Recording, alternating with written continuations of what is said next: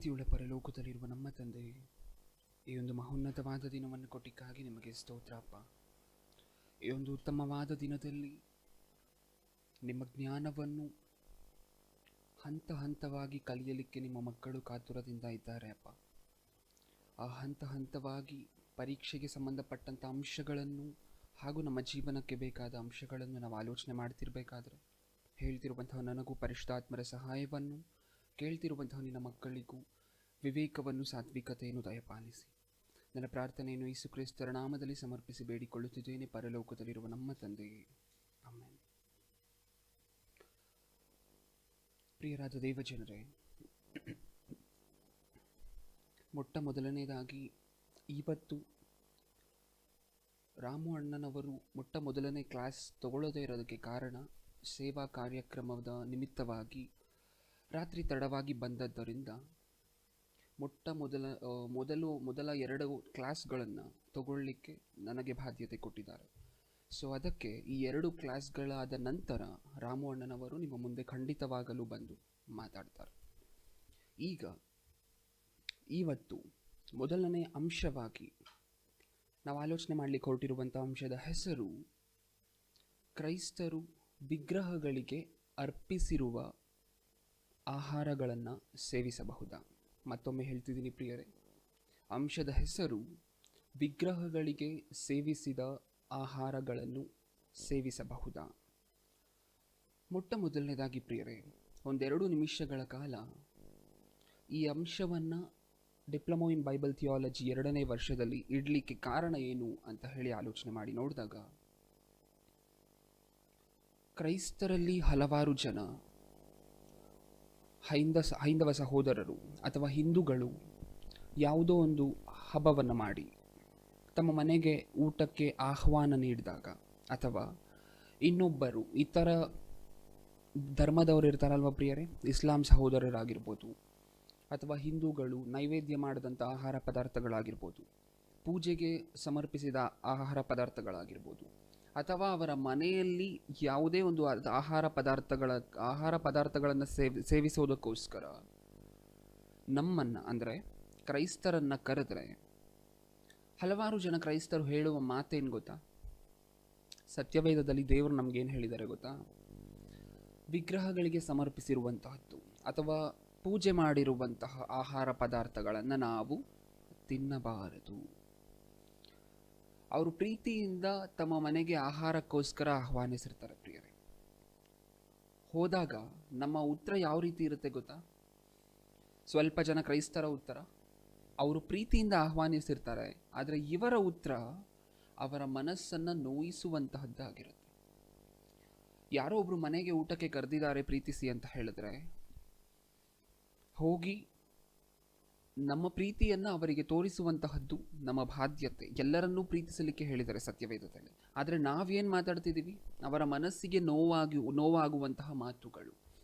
ಸತ್ಯವೇದದಲ್ಲಿ ಹಿಂಗೆ ಬರ್ಸಿದ್ದಾರೆ, ಅದಕ್ಕೋಸ್ಕರ ನಾವು ಪೂಜೆ ಮಾಡಿರುವಂತಹ ಯಾವುದೇ ಒಂದು ಆಹಾರ ಪದಾರ್ಥಗಳನ್ನಾಗಿರ್ಬೋದು, ನೈವೇದ್ಯ ಮಾಡಿದಂತಹ ಯಾವುದೇ ಒಂದು ಆಹಾರ ಪದಾರ್ಥಗಳನ್ನಾಗಿರ್ಬೋದು, ಹಬ್ಬಕ್ಕೆ ದೇವರಿಗೆ ಅಂತ ಹೇಳಿ ಪ್ರತಿಷ್ಠಾಪನೆ ಮಾಡಿದಂತಹ ಯಾವುದೇ ಆಹಾರ ಪದಾರ್ಥಗಳನ್ನು ನಾವು ತಿನ್ನುವುದಿಲ್ಲ. ಈ ರೀತಿ ಹೇಳೋದ್ರಿಂದ ಪ್ರಿಯರೇ, ಕ್ರೈಸ್ತರು ಈ ರೀತಿಯಾದಂತಹ ಮಾತುಗಳನ್ನು ಆಡ್ತಾ ಇರೋದರಿಂದ ಇವತ್ತು ಕ್ರೈಸ್ತರು ಅಂದರೆ ಈ ದೇಶದಲ್ಲಿರುವಂತಹ ಬಹುತೇಕ ಜನರಿಗೆ ವಿರೋಧವಾಗಿ ನೋಡ್ತಾರೆ ಕ್ರೈಸ್ತರನ್ನು. ಯಾರು ವಿರೋಧವಾಗಿ ಕ್ರೈಸ್ತರನ್ನು ಅಥವಾ ಒಂದು ತಿರಸ್ಕಾರ ಮನೋಭಾವದಿಂದ ಕ್ರೈಸ್ತವರನ್ನು ಅವ್ರು ಯಾಕೆ ನೋಡಬೇಕು ಅಂತ ಹೇಳಿ ಆಲೋಚನೆ ಮಾಡಿದಾಗ ಅದರ ಹಿಂದೆ ಇರುವಂತಹದ್ದು ನಮ್ಮ ತಪ್ಪೆ. ಸತ್ಯವೇದದಲ್ಲಿ ಏನು ಬರೆಸಿದ್ದಾರೆ ಅಂತ ಹೇಳಿ ಆಲೋಚನೆ ಮಾಡದೆ, ಸತ್ಯವೇದದಲ್ಲಿ ಬರೆಸಿದ್ದಾರೆ ಇದನ್ನು ತಿನ್ನಬಾರ್ದು ಅಂತ ಹೇಳಿ ನಾವು ತಿನ್ನೋದಿಲ್ಲ. ಯಾವುದೇ ಒಂದು ಆಹಾರ ಪದಾರ್ಥಗಳನ್ನು ದೇವರಿಗೆ ಸಮರ್ಪಿಸಿರುವಂತಹದ್ದನ್ನು ನಾವು ತಿನ್ನೋದಿಲ್ಲ ಅನ್ನುವಂತಹ ಮಾತುಗಳನ್ನು ಆಡ್ತಿದ್ದಾರೆ. ಇದರಿಂದ ಹೈಂದವ ಸಹೋದರರಿಗೆ ಅಥವಾ ಹಿಂದೂ ಸಹೋದರರಿಗೆ ಕೋಪ ಬರುವಂತಹದ್ದು ಸರ್ವೇ ಸಾಮಾನ್ಯ.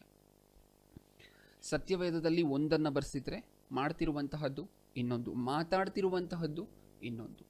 ಸತ್ಯವೇದದಲ್ಲಿ ಇದೆಯಾ ಹೋಗಲಿ ವಿಗ್ರಹಗಳಿಗೆ ಅರ್ಪಿಸಿರುವಂತಹದ್ದನ್ನು ನೀವು ತಿನ್ನಬಾರ್ದು ಅಂತ ಇದೆಯಾ ಹೋಗಲಿ? ನೋಡೋಣ ಪ್ರಿಯರೇ, ಮುಂದೆ ನೋಡೋಣ. ಅದಕ್ಕಿಂತ ಮುಂಚೆ ಈ ಪಾಠವನ್ನು ಏನಕ್ಕೆ ಇಟ್ಟಿದ್ದಾರೆ ಅಂತ ಹೇಳಿ ನಾವು ಆಲೋಚನೆ ಮಾಡ್ತಾ ಇದ್ದೀವಿ. ಮೊಟ್ಟ ಮೊದಲನೇ ಕಾರಣ, ಕ್ರೈಸ್ತರಲ್ಲಿರುವಂಥ ಈ ಒಂದು ತಪ್ಪಾದ ಮನೋಭಾವ, ಅಭಿಪ್ರಾಯಗಳು ಹೋಗಬೇಕು. ಅದಕ್ಕೋಸ್ಕರ ಈ ಪಾಠವನ್ನು ಡಿಪ್ಲೊಮಾ ಇನ್ ಬೈಬಲ್ ಥಿಯಾಲಜಿ 2ನೇ ವರ್ಷದಲ್ಲಿ ಇಟ್ಟಿರುವಂತಹದ್ದು ಪ್ರಿಯರೇ. ಹಾಗಾದರೆ ಕ್ರೈಸ್ತರೇನೋ ನಾವು ವಿಗ್ರಹಗಳಿಗೆ ಸಮರ್ಪಿಸಿರುವಂಥ ಆಹಾರಗಳನ್ನು ತಿನ್ನೋದಿಲ್ಲ ಅಂತ ಹೇಳ್ತಿದ್ದಾರೆ. ಹಾಗಾದರೆ ವಿಗ್ರಹಾರಾಧನೆ ಮಾಡ್ತಿರುವಂತಹ ಬಹುತೇಕ ಜನ ಕ್ರೈಸ್ತರು ನಮ್ಮ ಕಣ್ಣಿಗೆ ಕಾಣಿಸ್ತಾರೆ ಪ್ರಿಯರೇ. ನಿಮಗೊಂದು ವೇಳೆ ಆಶ್ಚರ್ಯ ಆಗ್ಬೋದು ಇದನ್ನು ಕೇಳಿದ ತಕ್ಷಣ, ಕ್ರೈಸ್ತರು ವಿಗ್ರಹಾರಾಧನೆ ಮಾಡ್ತಾರ, ಎಲ್ಲಿರುತ್ತೆ ಇದು ಅಂತ ಹೇಳಿ. ಮೊಟ್ಟ ಮೊದಲನೇದಾಗಿ ವಿಗ್ರಹಾರಾಧನೆ ಅನ್ನುವಂತಹ ಪದಕ್ಕೆ ಅರ್ಥ ಏನು ಅಂತ ಹೇಳಿ ಸತ್ಯವೇದದಿಂದ ಒಮ್ಮೆ ಆಲೋಚನೆ ಮಾಡಿ ನೋಡೋಣ. ವಿಮೋಚನಕಾಂಡ 20ನೇ ಅಧ್ಯಾಯ 4ನೇ ವಚನ. ವಿಮೋಚನಕಾಂಡ 20ನೇ ಅಧ್ಯಾಯ 4ನೇ ವಚನ. ವಿಗ್ರಹಾರಾಧನೆ ಅನ್ನುವಂತಹ ಪದಕ್ಕೆ ಅರ್ಥ ಬರೆಸಿದರೆ ಪ್ರಿಯರೇ, ಓದ್ತಿದ್ದೀನಿ ನೋಡಿ. ಯಾವ ಮೂರ್ತಿಯನ್ನು ಮಾಡಿಕೊಳ್ಳಬಾರದು, ಆಕಾಶದಲ್ಲಾಗಲಿ ಭೂಮಿಯಲ್ಲಾಗಲಿ ಭೂಮಿಯ ಕೆಳಗಣ ನೀರಿನಲ್ಲಾಗಲಿ ಇರುವ ಯಾವುದರ ರೂಪವನ್ನು ಮಾಡಿಕೊಳ್ಳಬಾರದು, ಅವುಗಳಿಗೆ ಅಡ್ಡ ಬೀಳಲು ಬಾರದು, ಪೂಜೆ ಮಾಡಲು ಬಾರದು. ಇಲ್ಲೊಂದು ಪದವನ್ನು ಬಳಕೆ ಮಾಡಿದರೆ ನೋಡಿ ಪ್ರಿಯರೇ. ಆಕಾಶದಲ್ಲಾಗಲಿ ಭೂಮಿಯಲ್ಲಾಗಲಿ ಭೂಮಿಯ ಕೆಳಗಣ ನೀರಿನಲ್ಲಾಗಲಿ ಇರುವ ಯಾವುದರ ರೂಪವನ್ನೂ ಮಾಡಿಕೊಳ್ಳಬಾರದು. ಏನಂತ? ವಿಗ್ರಹಾರಾಧನೆ ಅನ್ನುವಂಥ ಪದಕ್ಕೆ ಅರ್ಥ ಯಾವುದರ ರೂಪವನ್ನೂ ಮಾಡಿಕೊಳ್ಳಬಾರದು, ಅದನ್ನು ಆರಾಧಿಸಬಾರದು. ಅಂದರೆ ಯಾವುದರ ರೂಪವನ್ನೂ ಸಹ ಆರಾಧಿಸಬಾರದು ಅಂತ ಸತ್ಯವೇದದಲ್ಲಿ ಇದೆಯಾ? ಇದೆ. ಕ್ರೈಸ್ತರು ಸ್ವಲ್ಪ ಜನ ಏನು ಮಾಡ್ತಿದ್ದಾರೆ ಪ್ರಿಯರೇ, ಇವತ್ತು ಯೇಸುಕ್ರಿಸ್ತರು ಹೊತ್ತಂತಹ ಶಿಲುಬೆಗೆ ನಾವು ಆರಾಧನೆ ಮಾಡ್ತೀವಿ ಅಂತ ಸ್ವಲ್ಪ ಜನ. ಅಂದರೆ ಯೇಸುಕ್ರಿಸ್ತರಿಗೆ ಸಾಂಕೇತವಾಗಿ ಯಾವುದನ್ನು ಇಟ್ಕೊಂಡಿರ್ತಾರೆ? ಶಿಲುಬೆಯನ್ನು. ಅಂದರೆ ಯಾವುದರ ರೂಪವನ್ನೂ ಸಹ ನೀವು ಆರಾಧಿಸಬಾರ್ದು ಅಂತ ಸತ್ಯವೇದದಲ್ಲಿ ಬರೆದಿದ್ದಾರೆ. ಆದರೆ ಶಿಲುಬೆ ಅನ್ನುವಂತಹ ರೂಪವನ್ನು ನಾವು ಇಟ್ಕೊಂಡಿದ್ದೀವ? ಯೇಸುಕ್ರಿಸ್ತರ ಸಾಂಕೇತವಾಗಿ ಇಟ್ಕೊಂಡಿದ್ದಾರೆ ಕ್ರೈಸ್ತರು? ಇಟ್ಕೊಂಡಿದ್ದಾರೆ. ಇನ್ನೊಂದು, ಯಾವುದರ ರೂಪವನ್ನು ಆರಾಧಿಸಬಾರ್ದು ಅಂತ ಮತ್ತೆ ಸತ್ಯವೇದದಲ್ಲಿದೆ. ಆದರೆ ಯೇಸುಕ್ರಿಸ್ತರ ಮುಖ ಚಿತ್ರವನ್ನು ಇಟ್ಟಿರ್ತೀವ? ಸಭೆಗಳಲ್ಲಿ, ಮನೆಗಳಲ್ಲಿ ಕ್ರೈಸ್ತರು ಇಟ್ಟಿರ್ತಾರೆ. ಹಾಗಾದರೆ ಸತ್ಯವೇದದಲ್ಲಿ ಬರೆಸಿರುವಂತಹದ್ದು ಯಾವುದರ ಮೂರ್ತಿಯನ್ನೂ ಸಹ, ಯೇಸುಕ್ರಿಸ್ತರ ಮೂರ್ತಿ ಆಗಿರ್ಬೋದು, ಅದು ಯೇಸುಕ್ರಿಸ್ತರ ಆಕಾರ ಆಗಿರ್ಬೋದು, ಯೇಸುಕ್ರಿಸ್ತರ ಚಿತ್ರಪಟ ಆಗಿರ್ಬೋದು, ಅಥವಾ ಶಿಲುಬೆಗೆ ಸಂಬಂಧಪಟ್ಟಂಥ ಆಕಾರ ಆಗಿರ್ಬೋದು, ಯಾವುದನ್ನೂ ಸಹ ನಾವು ಮಾಡಿಕೊಳ್ಳಬಾರದು. ಅದು ವಿಗ್ರಹಾರಾಧನೆಯೇ. ಅಂದರೆ ಕ್ರೈಸ್ತರು ವಿಗ್ರಹಾರಾಧನೆಗೆ ಒಳಗಾಗಿದ್ದಾರಾ ಅಂತ ಪ್ರಶ್ನೆ ಮಾಡಿದ್ರೆ ಖಂಡಿತವಾಗ್ಲೂ ಪ್ರಿಯರೇ, ಸ್ವಲ್ಪ ಜನ ಕ್ರೈಸ್ತರು ತಿಳಿಯದೆ ಅರಿಯದೆ ನಾವು ವಿಗ್ರಹಾರಾಧನೆ ಮಾಡ್ತಿಲ್ಲ ಅಂತ ಅಂದ್ಕೊಂಡಿದ್ರೂ ಸಹ ಈ ಶಿಲುಬೆಯ ಒಂದು ಸಂಕೇತ ಆಗಿರ್ಬೋದು, ಯೇಸುಕ್ರಿಸ್ತರ ಮುಖಚಿತ್ರ ಆಗಿರ್ಬೋದು, ಇದೆಲ್ಲವೂ ಸಹ ವಿಗ್ರಹಾರಾಧನೆಯೇ ಅಂತ ಹೇಳಿ ಸತ್ಯವೇದ ಹೇಳ್ತಿದೆ. ಹಾಗಾದರೆ ಇದರಿಂದ ನಮ್ಗೆ ಅರ್ಥ ಆದಂತಹ ಸಂಗತಿ ಏನು? ವಿಗ್ರಹ ಆರಾಧನೆ ಕ್ರೈಸ್ತರೇ ನಡೆಸಿ, ಸ್ವಲ್ಪ ಜನ ಕ್ರೈಸ್ತರೇ ನಡೆಸಿ ಸತ್ಯವೇದದಲ್ಲಿ ಏನು ಬರ್ಸಿದ್ದಾರೆ ಅಂತ ಹೇಳಿ ತಿಳ್ಕೊಳ್ಳದೆ ಏನು ಹೇಳ್ತಿದ್ದಾರೆ? ವಿಗ್ರಹಗಳಿಗೆ ಅರ್ಪಿಸಿದ ನೈವೇದ್ಯಗಳನ್ನು, ಆಹಾರಗಳನ್ನು ನಾವು ತಿನ್ನುವುದಿಲ್ಲ. ಸರಿನಾ ಇದು? ಅಂದರೆ ಇವರಿಗೆ ಸತ್ಯವೇದದಲ್ಲಿ ಏನು ಬರ್ಸಿದ್ದಾರೆ ಅಂತ ಹೇಳಿ ಸ್ವಲ್ಪ ಜನಕ್ಕೆ ಗೊತ್ತಿಲ್ಲ. ಇವರೂ ಸಹ ವಿಗ್ರಹ ಆರಾಧನೆಯಲ್ಲೇ ಇದ್ದಾರೆ. ಆದರೆ ಹೇಳುವಂತಹ ಮಾತು ಹೇಗಿರುತ್ತೆ? ವಿಗ್ರಹಗಳಿಗೆ ಅರ್ಪಿಸಿದ ಆಹಾರಗಳನ್ನು ನಾವು ತಿನ್ನೋದಿಲ್ಲ, ಅದು ಅಶುದ್ಧವಾಗಿರುತ್ತೆ. ಹಾಗಾದರೆ ಮುಂದೆ ಹೋಗೋಣ ಪ್ರಿಯರೇ. ವಿಗ್ರಹ ಆರಾಧನೆ ಅಂದರೆ ಏನು ಅಂತ ಹೇಳಿ ನೀವೀಗ ನೋಡಿದ್ರಿ. ವಿಗ್ರಹ ಆರಾಧನೆ ಯಾವ ಕೆಲಸಗಳು ಸಹ ವಿಗ್ರಹ ಆರಾಧನೆ ಕೆಳಗೆ ಬರುತ್ತೆ ಅಂತ ಹೇಳಿ ಮುಂದೆ ನೋಡೋಣ. ಅಂದರೆ ಸ್ವಲ್ಪ ಜನ ನಾವು ವಿಗ್ರಹ ಆರಾಧನೆ ಮಾಡ್ತಿಲ್ಲ, ವಿಗ್ರಹ ಆರಾಧನೆಗೆ ಸಮರ್ಪಿಸಿರುವಂತಹದ್ದು ನಾವು ತಿನ್ನೋದಿಲ್ಲ, ನಾವು ಸಹ ವಿಗ್ರಹ ಆರಾಧನೆ ಮಾಡ್ತಿಲ್ಲ ಖಂಡಿತವಾಗಿ ಹೇಳ್ತಿರ್ತಾರಲ್ಲ ಸ್ವಲ್ಪ ಜನ. ಅವರಿಗೋಸ್ಕರ ಸತ್ಯವೇದದಲ್ಲಿ ಇನ್ನೊಂದು ಮಾತನ್ನು ಬರೆಸಿದ್ದಾರೆ, ಅದನ್ನು ನೋಡ್ಕೊಂಡು ಮುಂದೆ ಹೋಗೋಣ. ಕೊಲೋಸದವರಿಗೆ ಬರೆದ ಪತ್ರಿಕೆ 3ನೇ ಅಧ್ಯಾಯ 5ನೇ ವಚನ. ಕೊಲೋಸದವರಿಗೆ ಬರೆದ ಪತ್ರಿಕೆ 3ನೇ ಅಧ್ಯಾಯ 5ನೇ ವಚನ. ಆದದರಿಂದ ನಿಮ್ಮಲ್ಲಿರುವ ಭೂ ಸಂಬಂಧವಾದ ಭಾವಗಳನ್ನು ಸಾಯಿಸಿರಿ. ಜಾರತ್ವ, ಬಂಡುತನ, ಕಾಮಾಭಿಲಾಷೆ, ದುರಾಶೆ, ವಿಗ್ರಹಾರಾಧನೆಗೆ ಸಮವಾಗಿರುವ ಲೋಭ, ಇವುಗಳನ್ನು ವಿಸರ್ಜಿಸಿ ಬಿಡಿರಿ. ಅಂದರೆ ವಿಗ್ರಹ ಆರಾಧನೆ ನಾವು ನಡೆಸ್ತಿಲ್ಲ, ವಿಗ್ರಹ ಆರಾಧನೆಗೆ ಸಮರ್ಪಿಸಿದ್ದು ನಾವು ತಿನ್ನೋದಿಲ್ಲ ಅಂತ ಹೇಳ್ತಾರಲ್ಲ ಪ್ರಿಯರೇ, ಅವರಿಗೋಸ್ಕರ ವಿಗ್ರಹ ಆರಾಧನೆ ಅಂದರೆ ನಮ್ಮ ಮನಸ್ಸಿನಲ್ಲಿರುವಂತಹದ್ದು ಏನು? ಒಂದು ಮೂರ್ತಿಯನ್ನು ಮಾಡಿಕೊಂಡು ಅದಕ್ಕೆ ಆರಾಧನೆ ಮಾಡುವಂತಹದ್ದೇ ವಿಗ್ರಹ ಆರಾಧನೆ ಅಂತ ನಾವು ಅನ್ಕೊಂಡಿದ್ವಿ. ಆದರೆ ಸತ್ಯವೇದದ ಪ್ರಕಾರ ವಿಗ್ರಹ ಆರಾಧನೆ ಅಂದರೆ ಅದೊಂದು ಮಾತ್ರ ಅಲ್ಲ ಪ್ರಿಯರೇ. ಇಲ್ಲಿ ಬರ್ಸಿದ್ದಾರೆ ನೋಡಿ, ವಿಗ್ರಹ ಆರಾಧನೆ ಅಂದರೆ ಏನು ಅಂತ ಹೇಳಿ. ಆದದರಿಂದ ನಿಮ್ಮಲ್ಲಿರುವ ಭೂ ಸಂಬಂಧವಾದ ಭಾವಗಳನ್ನು ಸಾಯಿಸಿರಿ. ಜಾರತ್ವ, ಬಂಡುತನ, ಕಾಮಾಭಿಲಾಷೆ, ದುರಾಶೆ, ವಿಗ್ರಹ ಆರಾಧನೆಗೆ ಸಮವಾಗಿರುವ ಲೋಭ, ಇವುಗಳನ್ನು ವಿಸರ್ಜಿಸಿ ಬಿಡಿರಿ. ವಿಗ್ರಹ ಆರಾಧನೆಗೆ ಸಮವಾಗಿರುವ ಲೋಭ. ಲೋಭ ಅಂದ್ರೆ ಏನು ಪ್ರಿಯರೇ? ಲೋಭ ಅನ್ನುವಂತಹ ಪದಕ್ಕಿರುವಂತಹ ಅರ್ಥ ಏನು? ಧನವನ್ನ ಅಪೇಕ್ಷೆ ಪಡ್ತಾರಲ್ಲ, ಇದು ತೆಲುಗುವಲ್ಲಿ ಆ ಪದ ನಿಮ್ಗೆ ಹಾಗೆ ಸಿಗುತ್ತೆ. ಲೋಭ ಅನ್ನುವಂತಹ ಜಾಗದಲ್ಲಿ ತೆಲುಗು ಸತ್ಯವೇದದಲ್ಲಿ ಧನಾಪೇಕ್ಷೆ ಅನ್ನುವಂತಹ ಪದವನ್ನ ಬಳಕೆ ಮಾಡಿರ್ತಾರೆ. ಅಂದ್ರೆ ಧನಾಪೇಕ್ಷೆ, ಲೋಭ, ವಿಗ್ರಹ ಆರಾಧನೆಗೆ ಸಮವಾಗಿರುವ ಲೋಭ ಅಂತ ಬರ್ಸಿದ್ದಾರೆ. ಧನಾಪೇಕ್ಷೆ, ಲೋಭ ಅಂದ್ರೆ ಧನಾಪೇಕ್ಷೆ. ಈಗ ಧನ ಅಪೇಕ್ಷೆ ಅನ್ನುವಂತಹದ್ದು ಅಂದ್ರೆ ಧನದ ಆಸೆ, ದುಡ್ಡಿನ ಆಸೆ ಅನ್ನುವಂತಹದ್ದು ವಿಗ್ರಹ ಆರಾಧನೆಗೆ ಸಮವಾಗಿರುವಂತಹದ್ದೇನಾ? ಹೌದು, ಅದೂ ಸಹ ವಿಗ್ರಹ ಆರಾಧನೆಗೆ ಸಮವಾಗಿರುವಂತಹದ್ದೇ. ಇದನ್ನ ತಿಳ್ಕೊಳ್ಳದೆ ಸ್ವಲ್ಪ ಜನ ನಾವಂತೂ ವಿಗ್ರಹ ಆರಾಧನೆ ಮಾಡಿದಂಥ ಆಹಾರವನ್ನ ಸೇವಿಸೋದಿಲ್ಲ, ವಿಗ್ರಹ ಆರಾಧನೆ ನಾವು ಸಹ ಮಾಡ್ತಿಲ್ಲ ಅಂತ ಹೇಳಿ ಅನ್ಕೊಂಡಿದ್ದಾರೆ. ಅವರೆಲ್ಲರೂ ಸಹ ತಿಳಿಬೇಕಾಗಿರುವಂತಹದ್ದು, ಮೊಟ್ಟ ಮೊದಲನೇದಾಗಿ ನಾವೇ ಮಾಡ್ತಿರುವಂತಹದ್ದು ಅಂದರೆ ಕ್ರೈಸ್ತರಲ್ಲಿ ಸ್ವಲ್ಪ ಜನ ಶಿಲುಬೆಯ ವಿಗ್ರಹವನ್ನು ಅಥವಾ ಯೇಸು ಕ್ರಿಸ್ತರ ಮುಖಪುಟವನ್ನು ಇಟ್ಕೊಂಡು ಆರಾಧನೆ ಮಾಡ್ತಿದ್ದಾರೆ. ಅಂದರೆ ಅದೂ ಸಹ ವಿಗ್ರಹ ಆರಾಧನೆ. ಇನ್ನು ಮುಂದೆ ಧನಾಪೇಕ್ಷೆ, ದುಡ್ಡಿನ ಆಸೆ, ಇದೂ ಸಹ ವಿಗ್ರಹ ಆರಾಧನೆ. ಅಂದರೆ ಸ್ವಲ್ಪ ಜನರಿಗೆ ಗೊತ್ತಿಲ್ಲದೆ ಅವರು ವಿಗ್ರಹ ಆರಾಧನೆಯಲ್ಲಿ ಅವರೇ ಇದ್ದಾರೆ. ಆದರೆ ಹೇಳುವಂತಹದ್ದು, ವಿಗ್ರಹಗಳಿಗೆ ಅರ್ಪಿಸಿರುವಂತಹದನ್ನು ನಾವು ತಿನ್ನೋದಿಲ್ಲ. ಈಗ ಮುಂದೆ ಹೋಗೋಣ ಪ್ರಿಯರೇ. ಕೊಲೋಸದವರಿಗೆ ಬರೆದ ಪತ್ರಿಕೆ 2ನೇ ಅಧ್ಯಾಯ 20ನೇ ವಚನ. ಕೊಲೋಸದವರಿಗೆ ಬರೆದ ಪತ್ರಿಕೆ 2ನೇ ಅಧ್ಯಾಯ 20ನೇ ವಚನ.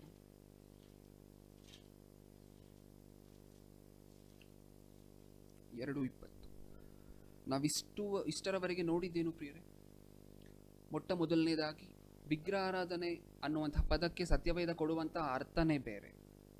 ವಿಗ್ರಹ ಆರಾಧನೆ ಅಂತ ಹೇಳಿದ್ರೆ ಬರೀ ಮೂರ್ತಿಗಳಿಗೆ ಆರಾಧನೆ ಮಾಡುವಂತಹದ್ದನ್ನು ಬಿಡಬೇಕು ಅನ್ನುವಂತಹದ್ದು ಒಂದೇ ಅಲ್ಲ, ಅದರ ಜೊತೆಯಲ್ಲಿ ಧನಾಪೇಕ್ಷೆ, ನಮ್ಮ ಪಾಪಗಳು, ನಮ್ಮ ದೇಹಕ್ಕೆ ನಾವು ಅಧೀನರಾಗಿರುವಂತಹದ್ದು, ಇದೆಲ್ಲವನ್ನು ಬಿಡಬೇಕು. ಆಗಲೇ ಪೂರ್ತಿಯಾಗಿ ವಿಗ್ರಹ ಆರಾಧನೆ ಅನ್ನುವಂತಹದ್ದನ್ನು ಬಿಟ್ಟ ಹಾಗೆ. ಈಗ ನಮ್ಮ ಅಂಶದ ಮುಖ್ಯ ಭಾಗಕ್ಕೆ ಬಂದಿದ್ದೀವಿ ಪ್ರಿಯರೇ, ಗಮನ ಇಟ್ಟು ಕೇಳಿಸ್ಕೊಳ್ಳಿ. ಹಾಗಾದ್ರೆ ನಮ್ಮ ಅಂಶ ಏನು? ವಿಗ್ರಹಗಳಿಗೆ ಅರ್ಪಿಸಿರುವಂತಹದ್ದನ್ನ ಸೇವಿಸಬಹುದಾ? ಹಾಗಾದ್ರೆ ಅದನ್ನ ಸೇವಿಸಬಹುದೋ ಸೇವಿಸಬಾರ್ದೋ? ಇಲ್ಲೊಂದು ಮಾತನ್ನ ಬರ್ಸಿದ್ದಾರೆ, 2ನೇ ಅಧ್ಯಾಯ 20ನೇ ವಚನ. ಪ್ರಾಪಂಚಿಕ ಬಾಲಬೋಧನೆಯ ಪಾಲಿಗೆ ನೀವು ಕ್ರಿಸ್ತನೊಂದಿಗೆ ಸತ್ತವರಾಗಿದ್ದ ಮೇಲೆ ಇನ್ನೂ ಪ್ರಾಪಂಚಿಕರಾಗಿ ಬದುಕುವವರಂತೆ ಮನುಷ್ಯ ಕಲ್ಪಿತ ಆಜ್ಞೆಗಳನ್ನು, ಉಪದೇಶಗಳನ್ನು ಅನುಸರಿಸಿ, ಇದನ್ನು ಹಿಡಿಯಬೇಡ, ಇದನ್ನು ರುಚಿ ನೋಡಬೇಡ, ಅದನ್ನು ಮುಟ್ಟಬೇಡ ಎನ್ನುವ ನಿಬಂಧನೆಗಳಿಗೆ ನಿಮ್ಮನ್ನು ಒಳಗಾಗ ಮಾಡಿಕೊಳ್ಳುವುದೇಕೆ? ಅಂದ್ರೆ ಸ್ವತಃ ದೇವ್ರೇ ಪ್ರಶ್ನೆ ಮಾಡ್ತಿದ್ದಾರೆ. ಅಂದ್ರೆ ಸ್ವಲ್ಪ ಜನ ಮಾತಾಡುವಂತಹ ಮಾತೇನು? ವಿಗ್ರಹಗಳಿಗೆ ಅರ್ಪಿಸಿರುವಂತಹದನ್ನು ನಾವು ತಿನ್ನಬಾರ್ದು, ಕ್ರೈಸ್ತವರಾಗಿರುವಂತಹ ನಾವು ಯಾರೂ ಸಹ ತಿನ್ನಬಾರ್ದು ಅಂತ ಹೇಳ್ತಾರೆ. ದೇವರದನ್ನ ಏನಂತ ಕರೆದಿದ್ದಾರೋ ಗೊತ್ತಾ? ಅಂದ್ರೆ ಸ್ವಲ್ಪ ಜನ ಇನ್ನೊಬ್ಬರಿಗೆ ಏನು ಬೋಧಿಸ್ತಾರೆ, ಸ್ವಲ್ಪ ಜನ ಅವರು ನಡ್ಕೊಂಡು ಇನ್ನೊಬ್ಬರಿಗೆ ಏನು ಬೋಧಿಸ್ತಾರೆ? ವಿಗ್ರಹಗಳಿಗೆ ಅರ್ಪಿಸಿರುವಂತಹದ್ದನ್ನ ತಿನ್ನಬಾರ್ದು, ಇದನ್ನ ಬೋಧಿಸ್ತಾರೆ. ದೇವರು ಆ ಬೋಧನೆಯನ್ನ ಏನಂತ ಕರೆದಿದ್ದಾರೆ ಗೊತ್ತಾ? ನೋಡಿ, ಆ ಮೊಟ್ಟ ಮೊದಲನೇ ಸಾಲಿನಲ್ಲೇ ಇರುತ್ತೆ, ಪ್ರಾಪಂಚಿಕ ಬಾಲ ಬೋಧನೆಯ ಪಾಲಿಗೆ ನೀವು ಕ್ರಿಸ್ತನೊಂದಿಗೆ ಸತ್ತವರಾಗಿದ್ದ ಮೇಲೆ. ಅಂದ್ರೆ ಈ ಬೋಧನೆ ಯಾವ ರೀತಿ ಅಂತೆ? ಪ್ರಾಪಂಚಿಕ ಬಾಲ ಬೋಧನೆಯ ಪಾಲಿಗೆ ಅಂತ ಹೇಳಿದ್ದಾರೆ. ಅಂದ್ರೆ ಬಾಲ ಬೋಧನೆ, ಬಾಲಕರು ಅಂತ ನಾವು ಯಾರನ್ನು ಕರಿತೀವಿ ಪ್ರಿಯರೇ? ವಯಸ್ಸಿನಲ್ಲಿ ಚಿಕ್ಕವರಾಗಿರುವವರನ್ನ ನಾವು ಬಾಲಕರು ಅಂತ ಹೇಳಿ ಕರಿತೀವಿ. ಅಂದ್ರೆ ಬಾಲ್ಯ, ಒಂದು 10 ವರ್ಷ 15 ವರ್ಷ ಈ ವಯಸ್ಸಿನ ಒಳಗಡೆ ಇರುವಂತವರನ್ನ ನಾವೇನಂತ ಕರಿತೀವಿ? ಬಾಲಕರು, ಬಾಲ್ಯ ವಯಸ್ಸು ಅಂತ ಹೇಳಿ ಕರಿತೀವಿ. ಅಂದ್ರೆ ಇದನ್ನ ತಿನ್ನಬಾರ್ದು, ವಿಗ್ರಹಗಳಿಗೆ ಅರ್ಪಿಸಿರುವಂತಹದನ್ನ ತಿನ್ನಬಾರ್ದು, ನೈವೇದ್ಯಗಳಿಗೆ ಅರ್ಪಿಸಿರುವಂತಹದನ್ನ ತಿನ್ನಬಾರ್ದು, ಈ ರೀತಿಯಾಗಿರುವಂತಹ ಬೋಧನೆ ಏನಂತೆ ದೇವರ ಕಣ್ಣಿಗೆ? ಬಾಲ ಬೋಧನೆ. ಅಂದ್ರೆ ಚಿಕ್ಕ ವಯಸ್ಸಿನಲ್ಲಿ ಆಗ ತಾನೇ ದೀಕ್ಷಾ ಸ್ನಾನ ತಗೊಂಡು ಬಂದಿರ್ತಾರಲ್ವಾ, ಆಗ ತಾನೇ ಸ್ವಲ್ಪ ಜನ ದೀಕ್ಷಾ ಸ್ನಾನ ತಗೊಂಡು ಬಂದಿರ್ತಾರೆ ಪ್ರಿಯರೇ. ಅಂದ್ರೆ ಅವರು ಇಷ್ಟರವರೆಗೆ ವಿಗ್ರಹ ಆರಾಧನೆಯಲ್ಲಿ ತೊಡಗಿರ್ತಾರೆ, ವಿಗ್ರಹಗಳಿಗೆ ಸಂಬಂಧಪಟ್ಟಂತಹ ಕಾರ್ಯಗಳನ್ನು ನಡೆಸ್ತಿರ್ತಾರೆ. ಆಗ ತಾನೇ ಬಂದಿರ್ತಾರಲ್ಲ, ಅವರಿಗೆ ಹೇಳಬೇಕಾಗಿರುವಂತಹ ಬೋಧನೆ ಇದು. ಅಂದ್ರೆ ಅವರು ನಡೆದುಕೊಳ್ಳುವಂತಹ ಕಾರ್ಯ ಇದು. ಚಿಕ್ಕ ವಯಸ್ಸಿನಲ್ಲಿ ನಾರ್ಮಲ್ ಆಗಿ ಮಗುಗೆ ಅನ್ನ ತಿನ್ನಿಸೋದಿಲ್ಲ ಪ್ರಿಯರೇ. ಹಾಲನ್ನೇ ಕೊಟ್ಟು ಒಂದು ವಯಸ್ಸಿನವರೆಗೂ ಬೆಳೆಸ್ತಿರ್ತಾರೆ ಮಗುವಿಗೆ. ಯಾಕೆ? ಅನ್ನ ತಿನ್ನೋದಕ್ಕೆ ಆ ಮಗುವಿಗೆ ಶಕ್ತಿ ಅನ್ನುವಂತಹದ್ದು ಸಾಲದು. ಹಾಗೆ ಕ್ರೈಸ್ತರೂ ಸಹ ಆಗ ತಾನೇ ದೀಕ್ಷಾ ಸ್ನಾನ ತಗೊಂಡು ಬಂದವರು ಸಹ ಈ ರೀತಿಯಾಗಿರುವಂತಹ ವಿಚಾರಗಳನ್ನು ನಂಬಿರ್ತಾರೆ. ಕ್ರೈಸ್ತರಾಗಿರುವಂತಹ ನಾವು ವಿಗ್ರಹಗಳಿಗೆ ಅರ್ಪಿಸಿರುವಂತಹದನ್ನು ತಿನ್ನಬಾರ್ದು ಅಂತ ಹೇಳಿ ಯಾರು ನಂಬಿರ್ತಾರೆ? ದೀಕ್ಷಾ ಸ್ನಾನ ತಗೊಂಡು ಆಗ ತಾನೇ ದೇವರಲ್ಲಿ ಬಂದಿರುವಂಥವರು ನಂಬಿರ್ತಾರೆ. ಸೊ ಅವರು ನಂಬಿರುವಂತಹದ್ದು ಇದು. ಅದಕ್ಕೆ ಹೇಳ್ತಿದ್ದಾರೆ, ಇದರ ರುಚಿ ನೋಡೋ, ಇದನ್ನು ತಿನ್ಬೇಡ, ಅದನ್ನು ತಿನ್ಬೇಡ, ಇದು ನಿಷೇಧ. ಇದೆಲ್ಲ ಯಾವ ಬೋಧನೆಯಂತೆ? ಬಾಲ ಬೋಧನೆ. ಮುಂದೆ ಪ್ರಾಪಂಚಿಕ ಬಾಲ ಬೋಧನೆಯ ಪಾಲಿಗೆ ನೀವು ಕ್ರಿಸ್ತನೊಂದಿಗೆ ಸತ್ತವರಾಗಿದ್ದ ಮೇಲೆ ಇನ್ನೂ ಪ್ರಾಪಂಚಿಕರಾಗಿ ಬದುಕುವವರಂತೆ ಮನುಷ್ಯ ಕಲ್ಪಿತ ಆಜ್ಞೆಗಳನ್ನು ಉಪದೇಶಗಳನ್ನು ಅನುಸರಿಸಿ. ಅಂದರೆ ಈಗ ನಾವು ಮಾಡ್ಕೊಂಡಿರುವಂತಹದ್ದೆಲ್ಲ ಏನು? ಆಜ್ಞೆಗಳಿಟ್ಕೊಂಡಿದ್ದೀವಿ. ನಾರ್ಮಲ್ ಆಗಿ ಸತ್ಯವೇದದಲ್ಲಿ ಈ ಆಜ್ಞೆ ಇಲ್ಲ ಅಂತ ಹೇಳಿದ್ರೂ ಸಹ ಹೊಸ ಒಡಂಬಡಿಕೆಯಲ್ಲಿ ನಾವೇನಂತ ಆಜ್ಞೆಗಳನ್ನು ಇಟ್ಕೊಂಡಿದ್ದೀವಿ? ಇದನ್ನು ತಿನ್ನಬಾರ್ದು, ಇದನ್ನು ತಿನ್ನಬಾರ್ದು, ಇದನ್ನು ಮುಟ್ಟಬಾರ್ದು, ಅವ್ರು ಕೊಟ್ಟಂತಹದ್ದನ್ನು ತಿನ್ನಬಾರ್ದು, ಪೂಜೆ ಮಾಡಿರುವಂತಹದ್ದನ್ನು ತಿನ್ನಬಾರ್ದು, ಈ ರೀತಿಯಾದಂತಹ ಆಜ್ಞೆಗಳನ್ನು ಇಟ್ಕೊಂಡಿದ್ದೀವಿ. ಹಾಗಾದರೆ ಆಜ್ಞೆಗಳು ಯಾವ ರೀತಿಯಾಗಿರುವಂತಹ ಆಜ್ಞೆಗಳದು ಅಂತ ಹೇಳ್ತಿದೆ ನೋಡಿ. ಪ್ರಾಪಂಚಿಕರಾಗಿ ಬದುಕುವವರಂತೆ ಮನುಷ್ಯ ಕಲ್ಪಿತ ಆಜ್ಞೆಗಳನ್ನು ಉಪದೇಶಗಳನ್ನು ಅನುಸರಿಸಿ, ಇದನ್ನು ಹಿಡಿಯಬೇಡ, ಇದನ್ನು ರುಚಿ ನೋಡಬೇಡ, ಅದನ್ನು ಮುಟ್ಟಬೇಡ ಎನ್ನುವ ನಿಬಂಧನೆಗಳಿಗೆ ನಿಮ್ಮನ್ನು ಒಳಗಾಗ ಮಾಡಿಕೊಳ್ಳುವುದೇಕೆ? ದೇವರೇ ಪ್ರಶ್ನೆ ಮಾಡ್ತಿದ್ದಾರೆ. ಮನುಷ್ಯ ಕಲ್ಪಿತ ಸತ್ಯವೇದದಲ್ಲಿ ಸಾಕಷ್ಟು ಹೇಳಿದ್ದಾರೆ ಪ್ರಿಯರೇ, ನೀವು ಹೀಗೆ ನಡ್ಕೋಬೇಕು, ಹಾಗೆ ನಡ್ಕೋಬೇಕು, ಹೀಗಿರಬೇಕು, ಹಾಗೆ ಇರಬೇಕು, ಸುವಾರ್ತೆ ಸಾರಬೇಕು ಅಂತೆಲ್ಲ ಸಾಕಷ್ಟು ಆಜ್ಞೆಗಳನ್ನು ಕೊಟ್ಟಿದ್ದಾರೆ. ಇದು ದೇವರು ಕೊಟ್ಟಂಥ ಆಜ್ಞೆಗಳು. ಇದನ್ನೆಲ್ಲ ಬಿಟ್ಟು ನಾವು ಯಾವ ರೀತಿ ಆಜ್ಞೆಗಳನ್ನು ಹಾಕ್ಕೊಂಡಿದ್ದೀವಿ? ಮನುಷ್ಯ ಕಲ್ಪಿತ ಆಜ್ಞೆಗಳು. ಇದನ್ನು ತಿನ್ನಬಾರ್ದು, ಇದನ್ನು ಮುಟ್ಟಬಾರ್ದು, ಈ ರೀತಿಯಾದಂತಹ ಆಜ್ಞೆಗಳನ್ನು ಹಾಕ್ಕೊಂಡು ಈ ರೀತಿಯಾದಂತಹ ಆಜ್ಞೆಗಳಿಗೆ ನಮ್ಮನ್ನು ನಾವು ಒಳಗಾಗಿಸಿಕೊಳ್ಳುವುದೇಕೆ ಅಂತ ಹೇಳಿ ದೇವರೇ ಪ್ರಶ್ನೆ ಮಾಡ್ತಿದ್ದಾರೆ. ಅಂದರೆ ವಿಗ್ರಹಗಳಿಗೆ ಅರ್ಪಿಸಿರುವಂತಹದ್ದು ತಿನ್ನಬಾರ್ದು ಅನ್ನುವಂತಹದ್ದು ಬಾಲ ಬೋಧನೆ. ಚಿಕ್ಕ ವಯಸ್ಸಿನಲ್ಲಿ ಒಬ್ಬ ವ್ಯಕ್ತಿ ಆಗ ತಾನೇ ಕ್ರೈಸ್ತವ್ಯದಲ್ಲಿ ಬಂದಾಗ ನಂಬಿರುವಂತಹ ವಿಚಾರಗಳು ಇದೆಲ್ಲ. ಹಾಗೆ ಇದು ಮನುಷ್ಯ ಕಲ್ಪಿತ, ದೇವರಿಂದ ರಚಿಸಲ್ಪಟ್ಟಿರುವಂತಹದ್ದಲ್ಲ ಪ್ರಿಯರೇ. ಈ ಆಜ್ಞೆಗಳು ಈ ಸತ್ಯವೇದದಲ್ಲಿ ಎಲ್ಲಾದರೂ ಇದೆಯಾ? ಹೊಸ ಒಡಂಬಡಿಕೆಯಲ್ಲಿ ಈ ವಿಗ್ರಹಗಳಿಗೆ ಸಂಬಂಧಪಟ್ಟಂತಹದ್ದನ್ನು ನೀವು ತಿನ್ನಬಾರ್ದು ಅಂತ ಹೇಳಿ ಇಲ್ಲ. ಆದರೂ ಸಹ ಸ್ವಲ್ಪ ಜನ ಇದನ್ನು ಪಾಲಿಸ್ತಿದ್ದಾರೆ. ಅಂದರೆ ಇದಕ್ಕೆ ಅರ್ಥ ಏನು? ಇದು ಮನುಷ್ಯ ಕಲ್ಪಿತವಾಗಿರುವಂತಹ ಆಜ್ಞೆ. ಮುಂದೆ ಇನ್ನೊಂದು ವಚನವನ್ನು ನೋಡ್ಕೊಂಡು ಮುಂದೆ ಹೋಗೋಣ ಪ್ರಿಯರೇ. ಕೊರಿಂಥದವರಿಗೆ ಬರೆದ ಮೊದಲನೇ ಪತ್ರಿಕೆ 8ನೇ ಅಧ್ಯಾಯ 1ನೇ ವಚನ. ಕೊರಿಂಥದವರಿಗೆ ಬರೆದ ಮೊದಲನೇ ಪತ್ರಿಕೆ 8ನೇ ಅಧ್ಯಾಯ 1ನೇ ವಚನ. ಮುಖ್ಯವಾದ ಒಂದು ಘಟ್ಟಕ್ಕೆ ಬಂದಿದ್ದೀವಿ ಪ್ರಿಯರೇ. ಈ ಅಂಶದ ಮುಖ್ಯವಾಗಿರುವಂತಹ ವಚನ ಇದೆ. ಅಂದರೆ ಸ್ಪಷ್ಟವಾಗಿ ಹೊಸ ಒಡಂಬಡಿಕೆಯಲ್ಲಿ ಒಂದು ಅಧ್ಯಾಯ ಪೂರ್ತಿಯಾಗಿ ಬರೆಸಿದ್ದಾರೆ. ವಿಗ್ರಹಗಳಿಗೆ ಸಮರ್ಪಿಸಿರುವಂತಹದ್ದನ್ನು ತಿನ್ಬೋದಾ ತಿನ್ನಬಾರ್ದಾ ಅಂತ ಹೇಳಿ. ಮೊಟ್ಟ ಮೊದಲನೇದ ಹೆಡ್ಡಿಂಗಿಂದ ಓದ್ತಾ ಇದ್ದೀನಿ ಪ್ರಿಯರೇ. ಅಂದರೆ ಡಾರ್ಕ್ ಆಗಿ ವಚನದ ಮೇಲಿರುತ್ತಲ್ಲ ಹೆಡ್ಡಿಂಗ್, ಅದರಿಂದ ಓದ್ತಾ ಇದ್ದೀನಿ. ವಿಗ್ರಹಕ್ಕೆ ಅರ್ಪಿತವಾದದ್ದನ್ನು ಉಣ್ಣುವುದು ದೋಷವಲ್ಲದಿದ್ದರೂ ಕೆಲವು ಸಂದರ್ಭಗಳಲ್ಲಿ ಇತರರಿಗೋಸ್ಕರ ಉಣ್ಣದೇ ಇರುವುದು ಉತ್ತಮವೆಂಬ ಬೋಧನೆ. ಈಗ 8ನೇ ಅಧ್ಯಾಯ 1ನೇ ವಚನ. ವಿಗ್ರಹಕ್ಕೆ ನೈವೇದ್ಯ ಮಾಡಿದ ಪದಾರ್ಥಗಳ ವಿಷಯದಲ್ಲಿ ಈಗ ನೋಡೋಣ. ನಮ್ಮೆಲ್ಲರಿಗೆ ಜ್ಞಾನ ಉಂಟೆಂದು ಬಲ್ಲೆವು. ಜ್ಞಾನವು ಉಬ್ಬಿಸುತ್ತದೆ, ಪ್ರೀತಿಯು ಭಕ್ತಿ ವೃದ್ಧಿಯನ್ನುಂಟು ಮಾಡುತ್ತದೆ. ಇಂತಿಂಥದನ್ನು ತಿಳುಕೊಂಡಿದ್ದೇನೆಂದು ನೆನೆಸಿದವನು ತಾನು ತಿಳಿಯಬೇಕಾದ ರೀತಿಯಿಂದ ಇನ್ನೂ ತಿಳುಕೊಳ್ಳಲಿಲ್ಲ. ಆದರೆ ಯಾವನು ದೇವರನ್ನು ಪ್ರೀತಿಸುತ್ತಾನೋ ಅವನೇ ದೇವರನ್ನು ತಿಳಿದುಕೊಳ್ಳುತ್ತಾನೆ. ವಿಗ್ರಹಗಳಿಗೆ ನೈವೇದ್ಯ ಮಾಡಿದ ಪದಾರ್ಥಗಳನ್ನು ತಿನ್ನುವುದರ ವಿಷಯದಲ್ಲಿ ನಾನು ಹೇಳುವುದೇನೆಂದರೆ, ಶುರು ಮಾಡಿದ್ದಾರೆ. ವಿಗ್ರಹಗಳಿಗೆ ಸಂಬಂಧಪಟ್ಟಿದ್ದು ತಿನ್ನಬಹುದಾ ತಿನ್ನಬಾರ್ದಾ ಅಂತ ಹೇಳಲಿಕ್ಕೆ. ಜಗತ್ತಿನಲ್ಲಿ ವಿಗ್ರಹವು ಏನೂ ಅಲ್ಲವೆಂದು ಏನು ಹೇಳಿದರೆ ಪ್ರಿಯರೇ? ಮೊಟ್ಟ ಮೊದಲನೇ ಸಾಲಿನಲ್ಲಿ ಜಗತ್ತಿನಲ್ಲಿ ವಿಗ್ರಹವು ಏನೂ ಅಲ್ಲ. ಪ್ರಿಯರೇ, ಒಂದು ವಿಗ್ರಹಕ್ಕೆ ಸಮರ್ಪಿಸಿರುವಂತಹ ಆಹಾರವನ್ನು ನಾವು ತಿನ್ನೋದಿಲ್ಲ ಅಂತ ಹೇಳಿದ್ರೆ ಅದರಲ್ಲಿ ಏನೋ ಇದೆ ಅಂತ ಹೇಳಿ ನಾವು ನಂಬ್ತಾ ಇದ್ದೀವಿ. ಸ್ಪಷ್ಟವಾಗಿ ನಾವು ಅರ್ಥ ಮಾಡ್ಕೋಬೇಕು. ಒಂದು ವಿಗ್ರಹಕ್ಕೆ ಸಮರ್ಪಿಸಿದಂತಹ ಆಹಾರ ಪದಾರ್ಥಗಳನ್ನು ನಾವು ತಿನ್ನೋದಿಲ್ಲ ಅಂತ ಹೇಳಿದ್ರೆ ನಾವೇನಂತ ನಂಬ್ತಾ ಇದ್ದೀವಿ? ಕ್ರೈಸ್ತರಾಗಿದ್ರೂ ಸಹ ಏನಂತ ನಂಬ್ತಾ ಇದ್ದೀವಿ? ಆ ವಿಗ್ರಹದಲ್ಲಿ ಏನೋ ಇದೆ, ಇದಕ್ಕೆ ನೈವೇದ್ಯ ಮಾಡಿದ್ರೆ ಈ ಆಹಾರಕ್ಕೇನೋ ಆಗಿರತ್ತೆ. ಹೌದಾ? ಇದನ್ನು ನಂಬ್ತಾ ಇದ್ದೀವಿ. ಅದನ್ನೇ ಅಲ್ಲಿ ಹೇಳಿದ್ದಾರೆ, ಜಗತ್ತಿನಲ್ಲಿ ವಿಗ್ರಹವು ಏನೂ ಅಲ್ಲವೆಂದು ಒಬ್ಬ ದೇವರಿದ್ದಾನೆ ಹೊರತು ಬೇರೆ ದೇವರಿಲ್ಲವೆಂದು ಬಲ್ಲೆವು.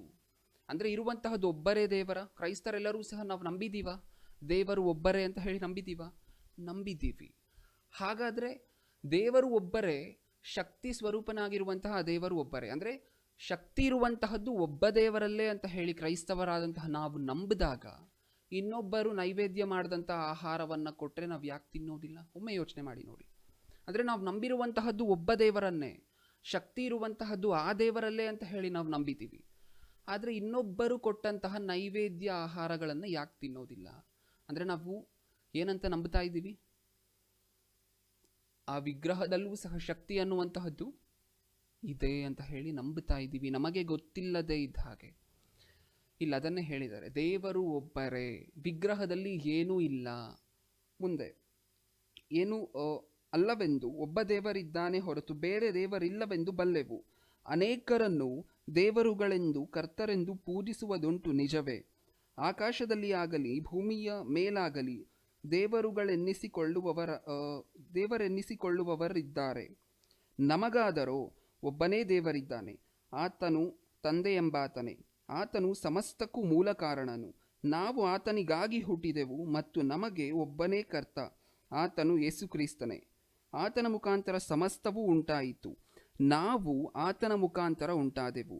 ಆದರೆ ಈ ಜ್ಞಾನವು ಎಲ್ಲರಲ್ಲಿಯೂ ಇಲ್ಲ. ಏನು ಹೇಳ್ತಿದ್ದಾರೆ? ಈ ಜ್ಞಾನವು ಯಾವ ಜ್ಞಾನ? ವಿಗ್ರಹಗಳಿಗೆ ಸಮರ್ಪಿಸಿರುವಂಥ ಆಹಾರ ಪದಾರ್ಥಗಳಲ್ಲಿ ಯಾವುದೇ ರೀತಿಯಾದಂತಹ ದೋಷ ಇಲ್ಲ, ಆ ವಿಗ್ರಹಗಳಲ್ಲಿ ಯಾವುದೇ ರೀತಿಯಾದಂತಹ ಶಕ್ತಿ ಇಲ್ಲ, ವಿಗ್ರಹದಲ್ಲಿ ಏನೂ ಇಲ್ಲ. ಇದು ಜ್ಞಾನ. ಈ ಜ್ಞಾನ ಏನು ಹೇಳಿದ್ದಾರೆ ಇಲ್ಲಿ? ಆದರೆ ಈ ಜ್ಞಾನವು ಎಲ್ಲರಲ್ಲಿಯೂ ಇಲ್ಲ. ಹೌದಾ? ಕ್ರೈಸ್ತರಾದಂತಹ ಸ್ವಲ್ಪ ಜನ ಏನು ಹೇಳ್ತಿದ್ದಾರೆ? ನಾವು ತಿನ್ನೋದಿಲ್ಲ ಅಂತಿದ್ದಾರೆ. ಅಂದರೆ ಅವರಲ್ಲಿ ಜ್ಞಾನ ಇದೆ ಅಂತನ, ಇಲ್ಲ ಅಂತನ? ಇಲ್ಲ ಅಂತ. ಜ್ಞಾನ ಅಂದರೆ ಏನು? ಇಲ್ಲಿ ಬರ್ಸಿರುವಂತಹ ಜ್ಞಾನ ಏನು? ವಿಗ್ರಹದಲ್ಲಿ ಏನೂ ಇಲ್ಲ, ದೇವರಾಗಿರುವಂಥವರು ಒಬ್ಬರೇ, ಆ ದೇವರಲ್ಲಿ ಮಾತ್ರ ಶಕ್ತಿ ಇದೆ. ಇದನ್ನೇ ಇಲ್ಲಿ ಬರ್ಸಿದ್ದಾರೆ. ಹಾಗಾದರೆ ಯಾವುದೋ ಒಂದು ವಿಗ್ರಹಕ್ಕೆ ಸಮರ್ಪಿಸಿರುವಂತಹದನ್ನು ನಾವು ತಿನ್ನಲ್ಲ ಅಂತ ಹೇಳ್ತಿದ್ದೀವಿ ಅಂದರೆ ಆ ವಿಗ್ರಹದಲ್ಲೂ ಸಹ ಶಕ್ತಿ ಇದೆ ಅಂತ ನಾವು ನಂಬ್ತಾ ಇದ್ದೀವಿ. ಕಾರಣ ಈ ಜ್ಞಾನ ನಮ್ಮಲ್ಲಿ ಇಲ್ಲ. ಮುಂದೆ, ಈ ಜ್ಞಾನವು ಎಲ್ಲರಲ್ಲಿಯೂ ಇಲ್ಲ. ಕೆಲವರು ಈವರೆಗೂ ವಿಗ್ರಹದ ಬಳಿಗೆ ಹೋಗುವ ರೂಢಿಯಲ್ಲಿದ್ದರಿಂದ ತಾವು ತಿನ್ನುವ ಪದಾರ್ಥಗಳನ್ನು ವಿಗ್ರಹಕ್ಕೆ ನೈವೇದ್ಯ ಮಾಡಿದ್ದೆಂದು ತಿನ್ನುತ್ತಾರೆ. ಹೀಗೆ ಅವರ ಮನಸ್ಸು ಬಲಹೀನವಾಗಿದ್ದು ಕಲೆಯನ್ನು ಹೊಂದುತ್ತದೆ. ಆದರೆ ಆಹಾರವು ನಮ್ಮನ್ನು ದೇವರ ಸನ್ನಿಧಿಗೆ ಸೇರಿಸಲಾಗದು. ತಿನ್ನದಿದ್ದರೆ ನಮಗೆ ಕಡಿಮೆ ಇಲ್ಲ, ತಿಂದರೆ ನಮಗೆ ಹೆಚ್ಚಿಲ್ಲ. ಅಂದರೆ ಇಲ್ಲಿ ಇಷ್ಟು ವಚನಗಳಲ್ಲಿ ಏನು ಬರೆಸಿದ್ದಾರೆ? ಆಹಾರವು ತಿನ್ನದೇ ಇದ್ರೆ ನಿಮ್ಗೇನು ಕಡಿಮೆ ಇಲ್ಲ, ಆ ಆಹಾರವನ್ನು ನೀವು ತಿನ್ನಲೇಬೇಕು ಅನ್ನುವಂಥ ಆಜ್ಞೆನೂ ಸಹ ಇಲ್ಲ. ತಿನ್ನದೇ ಹೋದರೆ ನಿಮ್ಗೇನು ಕಡಿಮೆ ಇಲ್ಲ, ತಿಂದರೆ ನಿಮಗೇನು ಹೆಚ್ಚು ಇಲ್ಲ. ಆದರೆ ಸತ್ಯವೇದದ ಪ್ರಕಾರ ನೈವೇದ್ಯಕ್ಕೆ ಸಂಬಂಧಪಟ್ಟಂಥ ಆಹಾರವನ್ನು ನೀವು ಸೇವಿಸಬಾರದು ಅಂತ ಹೇಳಿ ಎಲ್ಲೂ ಸಹ ಸತ್ಯವೇದದಲ್ಲಿ ಇಲ್ಲ. ಅದು ಹೊಸ ಒಡಂಬಡಿಕೆಯಲ್ಲಿ ಸ್ಪಷ್ಟವಾಗಿ ಒಂದು ಅಧ್ಯಾಯವನ್ನು ಏನಕ್ಕೆ ಬರೆಸಿದ್ದಾರೆ ಗೊತ್ತಾ? ಈ ರೀತಿ ಕ್ರೈಸ್ತರು ಈಗಿನ ಕಾಲದಲ್ಲಿ, ಆಗಿನ ಕಾಲದಿಂದ ಹಿಡಿದು ಈಗಿನ ಕಾಲದವರೆಗೆ ಈ ರೀತಿ ತಪ್ಪಾದ ಕಟ್ಟಳೆಗಳನ್ನು, ತಪ್ಪಾದ ಆಜ್ಞೆಗಳನ್ನು ಅವರೇ ಸೃಷ್ಟಿ ಮಾಡ್ಕೊಂಡಿರ್ತಾರೆ. ಈ ರೀತಿ ನಾವು ತಿನ್ನಲ್ಲ, ಈ ರೀತಿ ನಾವು ಒಡವೆಗಳನ್ನು ಅಂದರೆ ಅಲಂಕಾರ, ಒಳ್ಳೆ ರೀತಿಯಾಗಿರುವಂತಹ ಬಟ್ಟೆಗಳನ್ನು ಹಾಕೊಬಾರ್ದು, ಬಿಳಿ ವಸ್ತ್ರಗಳನ್ನೇ ಧರಿಸಬೇಕು ಕ್ರೈಸ್ತವರಾದ ಮೇಲೆ. ಈ ರೀತಿಯಾದಂತಹ ಕಟ್ಟಳೆಗಳನ್ನು ನಮಗೆ ನಾವೇ ಹಾಕೊಂಡಿರ್ತೀವಿ ಪ್ರಿಯರೇ. ಸತ್ಯವೇದದಲ್ಲಿ ಇದನ್ನೆಲ್ಲ ಬರೆಸಿಲ್ಲ ದೇವರು, ಆದರೂ ಸಹ ನಮಗೆ ನಾವೇ ಈ ರೀತಿಯಾದಂತಹ ಆಜ್ಞೆಗಳನ್ನು ಕೊಟ್ಕೊಂಡಿದ್ದೀವಿ. ಈ ರೀತಿಯಾದಂತಹ ಆಜ್ಞೆಗಳನ್ನು ನಮಗೆ ನಾವೇ ಸೃಷ್ಟಿ ಮಾಡ್ಕೊಂಡಿರೋದ್ರಿಂದ ಹೊರಗಡೆ ಪ್ರಪಂಚ ಏನು ಮಾತಾಡುತ್ತೆ ಗೊತ್ತಾ ನಮ್ಮ ಬಗ್ಗೆ?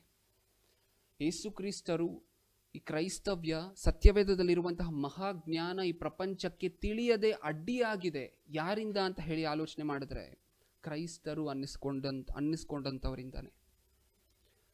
ಪ್ರಿಯರೇ, ಪ್ರಪಂಚದಲ್ಲಿ ಈ ಜ್ಞಾನವನ್ನು ಹಿಡಿದು ಹೆಮ್ಮೆಯಿಂದ ಹೇಳ್ಬೋದು, ಎಲ್ಲರೂ ಸಹ ಕೇಳುವಂತಹ ಜ್ಞಾನ ಇದು. ಆದರೂ ಕ್ರೈಸ್ತರು ಅಂದಿದ ತಕ್ಷಣ ದೂರ ಹೋಗ್ತಾರೆ ಗೊತ್ತಾ ಜನ? ಯಾಕೆ ಗೊತ್ತಾ? ಪಕ್ಕದ ಮನೆಯಲ್ಲಿರುವಂಥವರು ಒಂದು ದಿನ ನಮ್ಮ ಸಂಘಕ್ಕೆ ಬನ್ನಿ, ವಾಕ್ಯ ಚೆನ್ನಾಗಿರುತ್ತೆ ಬನ್ನಿ ಅಂದರೆ ಬರೋದಿಲ್ಲ. ಯಾಕೆ ಗೊತ್ತಾ? ಅವರ ಮನಸ್ಸಿನಲ್ಲಿ ಕ್ರೈಸ್ತರನ್ನ ಕುರಿತು ಇರುವಂತಹ ಕೆಟ್ಟ ಅಭಿಪ್ರಾಯ. ಆ ಕೆಟ್ಟ ಅಭಿಪ್ರಾಯ ಬರಲಿಕ್ಕೆ ಕಾರಣ ಯಾರು ಅಂತ ಹೇಳಿ ಆಲೋಚನೆ ಮಾಡಿದಾಗ ಕ್ರೈಸ್ತರೇ. ಸತ್ಯವೇದದಲ್ಲಿ ಇಲ್ಲದೇ ಇರುವಂತಹ ವಾಕ್ಯಗಳನ್ನು ಸೇರಿಸಿ, ಸತ್ಯವೇದದಲ್ಲಿ ಇಲ್ಲದೇ ಇರುವಂತಹ ಆಜ್ಞೆಗಳನ್ನು ತಗೊಂಡು ಈ ರೀತಿ ಬೊಟ್ಟಿಡಬಾರ್ದು. ಮತ್ತೆ ಆಹಾರ ಪದಾರ್ಥಗಳನ್ನು ನೈವೇದ್ಯ ಮಾಡಿದ್ದು ನೀವು ತಿನ್ನಬಾರದು. ನೀವು ಪ್ರತ್ಯೇಕವಾಗಿರಬೇಕು ಅಂದರೆ ಅದಕ್ಕೆ ಅರ್ಥ ಬೇರೆ ಇದೆ. ನೀವು ಕ್ರೈಸ್ತರಾಗಿ ಪರಿಶುದ್ಧರು, ನಿರ್ದೋಷಿಗಳು, ನೀತಿವಂತರಾಗಿರಬೇಕು ಅಂತ ಅದಕ್ಕೆ ಅರ್ಥ.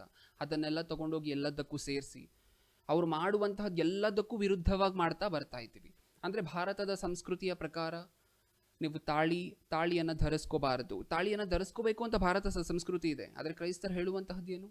ನೀವು ಆಭರಣಗಳು ಎಲ್ಲವನ್ನೂ ತೆಗೆದುಬಿಡಬೇಕು, ಬೊಟ್ಟನ್ನು ಇಡಬಾರದು, ಹಾಗೆ ಬಿಳಿ ವಸ್ತ್ರದಲ್ಲೇ ಇರಬೇಕು.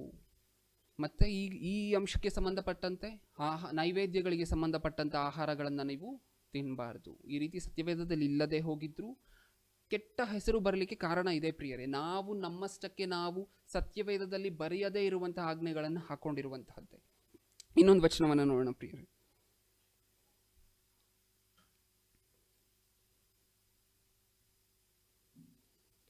ಕೊರಿಂಥದವರಿಗೆ ಬರೆದ ಮೊದಲನೇ ಪತ್ರಿಕೆ 10ನೇ ಅಧ್ಯಾಯ 27ನೇ ವಚನ. ಕೊರಿಂಥದವರಿಗೆ ಬರೆದ ಮೊದಲನೇ ಪತ್ರಿಕೆ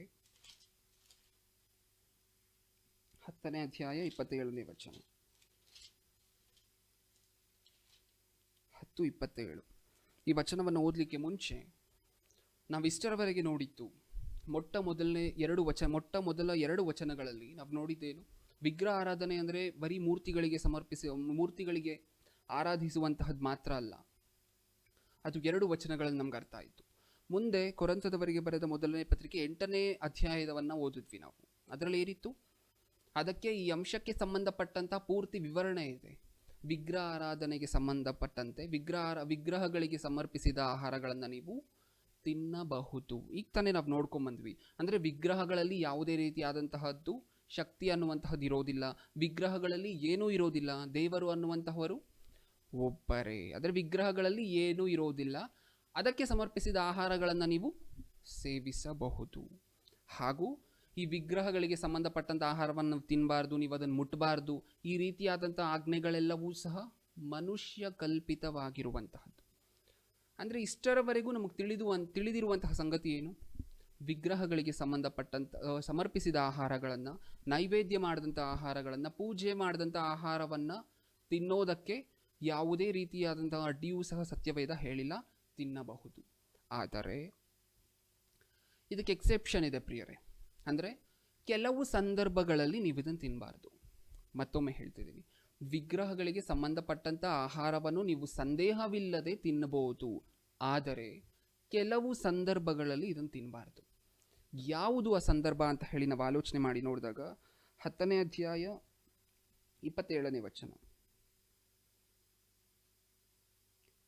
ಕ್ರಿಸ್ತನನ್ನು ನಂಬದವರಲ್ಲಿ, ಅಂದರೆ ಕ್ರಿಸ್ತರನ್ನ ನಂಬಿಲ್ಲ ಪ್ರಿಯರೇ, ರಕ್ಷಣೆ ಮಾರ್ಗದಲ್ಲಿ ಬಂದಿಲ್ಲ, ಕ್ರಿಸ್ತನನ್ನು ನಂಬದವರಲ್ಲಿ ಒಬ್ಬನು ನಿಮ್ಮನ್ನು ಊಟಕ್ಕೆ ಕರೆಯುವಾಗ ಹೋಗುವುದಕ್ಕೆ ನಿಮಗಿಷ್ಟವಿದ್ದರೆ ನಿಮಗೇನು ಬಡಿಸಿದರೋ ಅದನ್ನು ಮನಸ್ಸಿನಲ್ಲಿ ಸಂಶಯ ಹುಟ್ಟಿಸುವ ವಿಚಾರಣೆ ಮಾಡದೆ ತಿನ್ನಿರಿ.